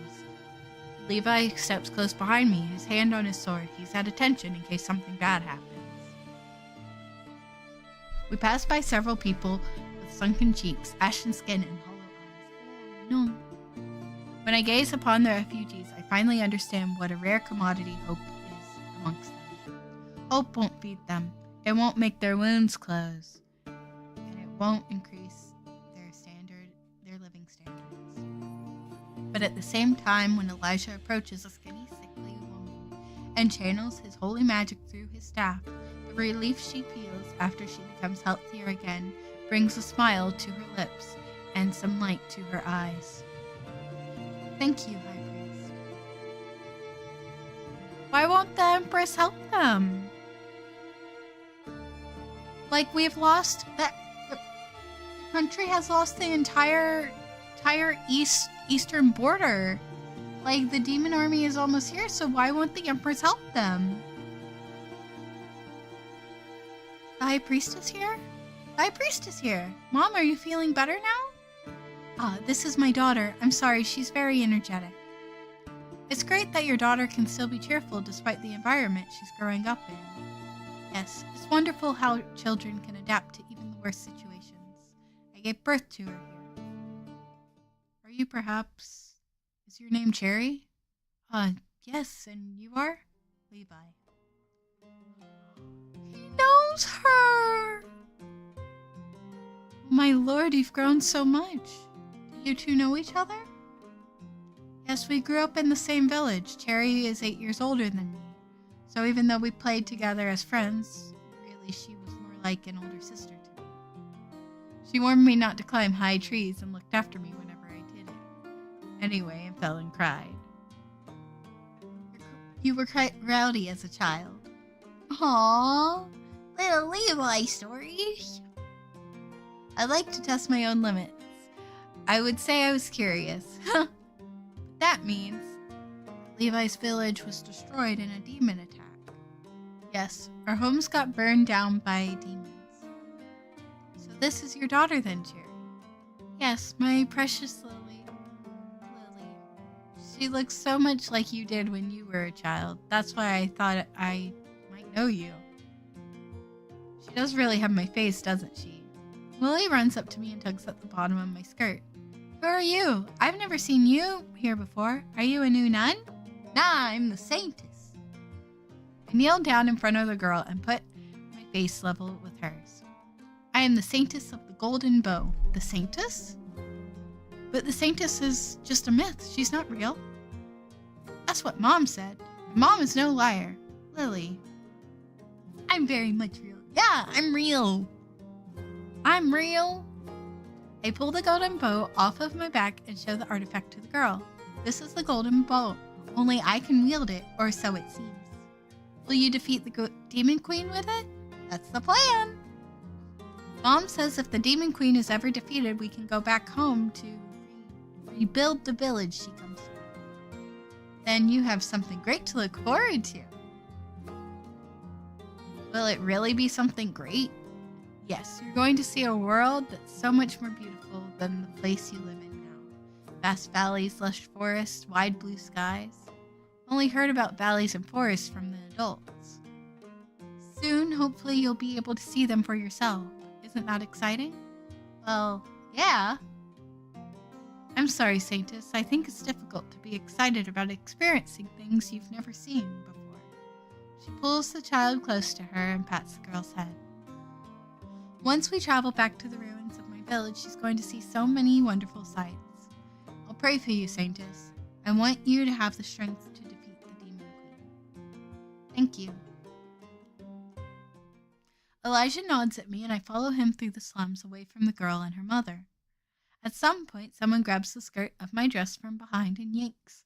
Immediately, Levi draws his sword and my hand goes to the golden bow. Turn around only to see with a man without a leg. He smiles, showing his mouth devoid of teeth. He doesn't look dangerous, so I gesture at Levi to stand down. Can the pretty nun heal me too? Can't make what is already lost grow back. Damn, I thought as much, but it was worth a shot. I kneel in front of the man once he let go of my dress. I wouldn't be able to heal you anyways. I've no healing powers. You don't? I thought all nuns and priests can heal. I'm neither a nun nor a priest. Why'd you wear a nun outfit then? I glance over at Elijah and he nods at me. Having him and Levi here as support gives me confidence. See the weapon on my back? That's the golden bow. No way! I like this guy. The man's loud explanation gets the attention of other people in the nearby area. Men, women, and children approach us. I feel the burden of what I'm going to say, but I want to bring some hope to these people. Who'll let you take the golden bow, my pretty lady? The golden bow has chosen me to be the Saintess. I've been carrying the artifact on my back ever since. The Saintess of the Golden Bow. The Saintess. The Saintess? A wave of whispers goes through the crowd behind my back. A crowd, now that I turn around, I see just how many people have gathered. Do they all live in the nearby tents? There must be a few dozen refugees wanting to listen to what I have to say. Swallow hard. Yes. I'm the Saintess of the Golden Bow. People gasp. The one-legged man yanks on my sleeve to get my attention. There's more light in his eyes now that he's heard who I am. Good. You want us to believe the Saintess came down to the slums out of all places? The High Priest informed me you might want to see me. I didn't know about the Eastern Solace, but the High Priest has shown me your situation. I may not be able to do as much as he can manage. I cannot heal you. I don't have such power. But I want all of you to know the Golden Bow has really chosen its Saintess. I'm the Saintess, and I'll do everything in my power to defeat the Demon Queen and the crowd behind me cheers and pushes closer towards me. Move out of the way! I want to see the Saintess! Uh-oh. I want to take a good look at her too. I want to see if she's real. Uh-oh. Uh-oh. This is getting bad. It's been bad. I hear Levi take out his sword, but Elijah puts a hand on his arm, shaking his head. Please stop trying to get closer. You're making the Saintess uncomfortable. But people still try to push in closer to me. Elijah looks at my panicked expression and sighs. I expected this would happen. And you didn't tell me it could? Good. You're supposed to protect us here, Elijah. We're getting swarmed. Don't you want to bring hope to the people regardless of their desperation? Yeah, but sometimes people can get really violent. So have y'all seen those videos of like streamers going to conventions and people just like skip their line and just like grab on them and like sometimes they kiss them? Like, bad stuff can happen, you know? Word that the Saintess has come to the slums will spread far and wide now. But the situation is dangerous. Yeah, this is not good, Elijah. Levi and I will protect you, so let's just go to another area and let more commoners see you. Do you really think that's a good idea?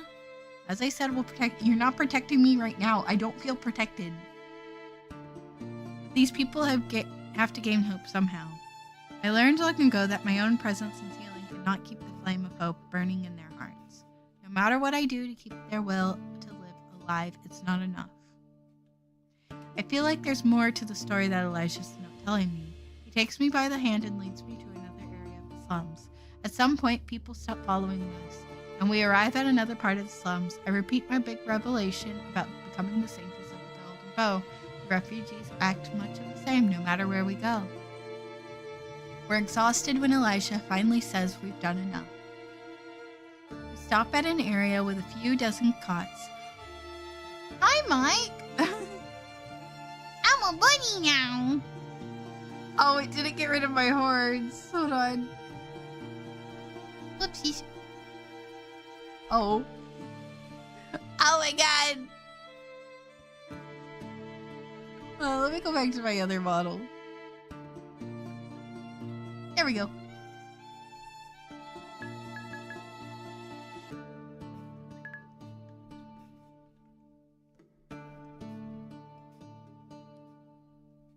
Between the cots, more people lie on bedrolls on the ground. The injured groan and cry in a cacophony of despair. Their tears at my soul. This is the main field hospital. Oh no, you're good, you're good. You are so good. You were so good. I promise. I'll bring back the swimsuit outfit soon. I've just forgotten to like remove the vines off of my horns for when I use my bunny ears, you know?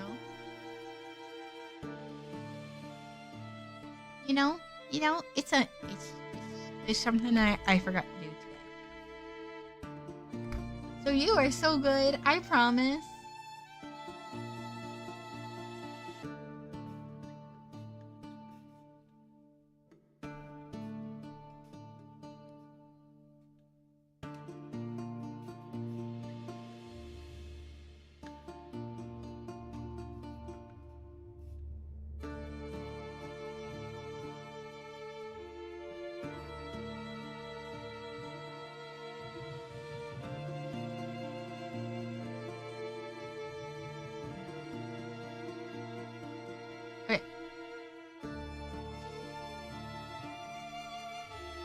Stole my horn. Yeah. This is the main field hospital. Healers run around tending to the wounded, but one glance tells me there aren't enough priests and nuns to heal all the injuries right away. Elijah stares at the scene in front of us, and with a look that tells me nothing about his thoughts. What do you think about Eastern Solace? It's a cauldron of those who are desperate to live and those who have given up already. This place swallows you whole when you step a foot inside, and then once you become part of it, it never lets you go. I may have brought you here to reignite the hope in the heart of these people, but be mindful. I have returned for the 4th or 5th time. I don't know anymore. How's your shift going? Hold on. There we go. Fixed.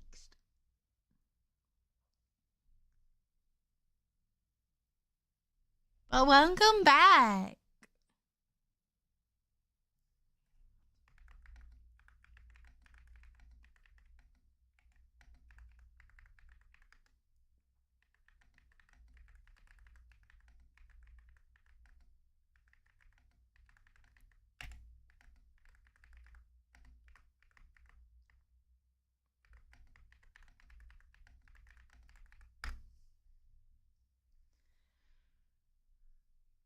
Good, just had to talk to my dad. I hope the conversation with your papa went well.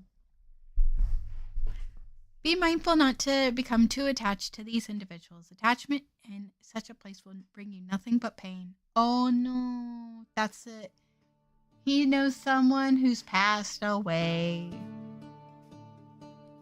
Elijah's expression becomes even colder. He walks towards the first person on a cot, and after a cursory glance, he puts his staff to the patient's stomach. The injured man's whole body shines with healing light. He lets out a groan of relief. I walk towards Elijah.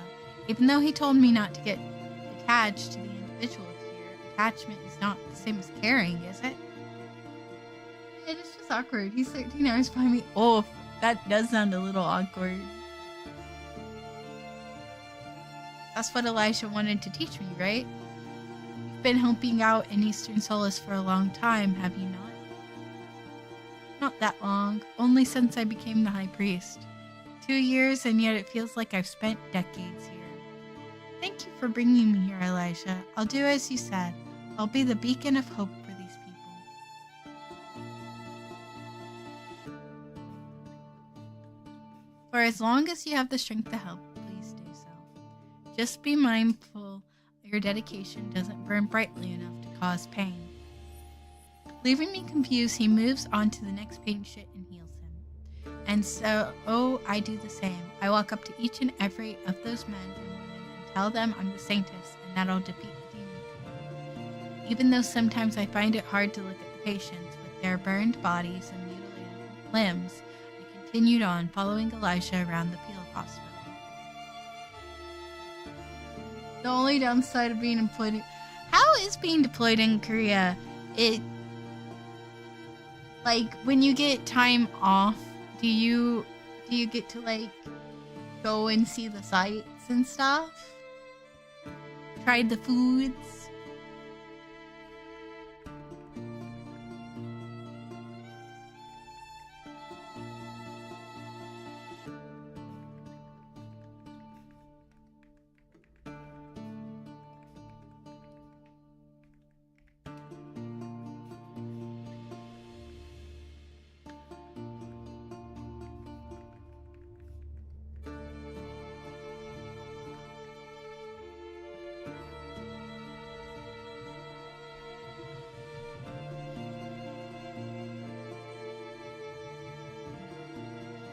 At the end of the day, I almost can't stay standing on my feet. I travel back to the palace in silence. Yeah, but I'm a hermit and don't leave my room. This is because I don't know where good food is that isn't fish. Oh, yeah, I guess if you didn't like fish, then that would be, like, a problem. The sun sets by the time we arrive. Elijah nods at me and Levi and turns to leave without a word. Elijah? I'm looking forward to going with you to Eastern Solace next week. Glad. With that reply, he turns and walks away from us. Bringing hope to everyone is a burden to carry, but I want to embrace being the Saintess. Okay, I think that's a good stopping point. I've been going for 4 hours. I don't know if y'all can tell. My voice is getting a little hoarse. So I'm a save.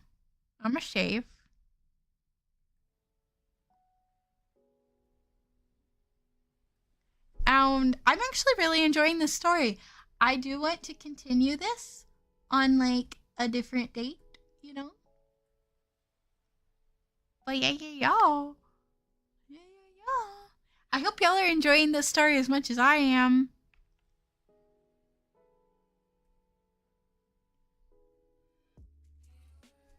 Okay. So, I will be back Sunday at 6 p.m. We will be streaming the demo for Pre-Odyssey. I believe that demo is actually only like an hour and a half long, so it's going to be a short stream. But a slight change to the schedule. It's made by the same people that made Teachers of Love and Passion. It was a good game. They asked me to play it. They asked me to play the game. We are going to be rating a fellow Dragon Council member. I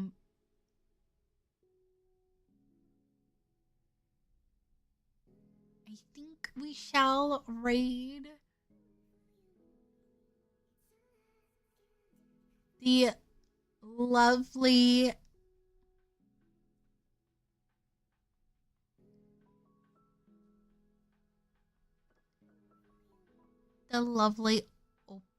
Opalai Aura. Yeah. Yes, and thank you all so much for joining me. As always, you all always make my day. Y'all really do. Y'all have no idea how much y'all always make my day. You always bring a smile to my face. I always look forward to streaming, and that's because of y'all. And Opalai Aura is a fellow Dragon Council member. She is playing Final Fantasy XIV. Looks like she's doing a raid. For all of our new members and even old members that aren't in it, feel free to join my Discord. We share so many silly gremlin antics there. So if you like the gremlin antics that happen here, you're gonna love them in the server. And also, feel free to use my raid message as well. Oh, whoops. Silly me. But yes, as always, y'all always make my day. I love streaming with y'all, and thank you all so much for joining me. I hope all of you have a lovely night or a lovely day, depending on your time zone. And I will see you all on Sunday at 6 p.m. EST for Pre-Odyssey. Goodbye, my dears.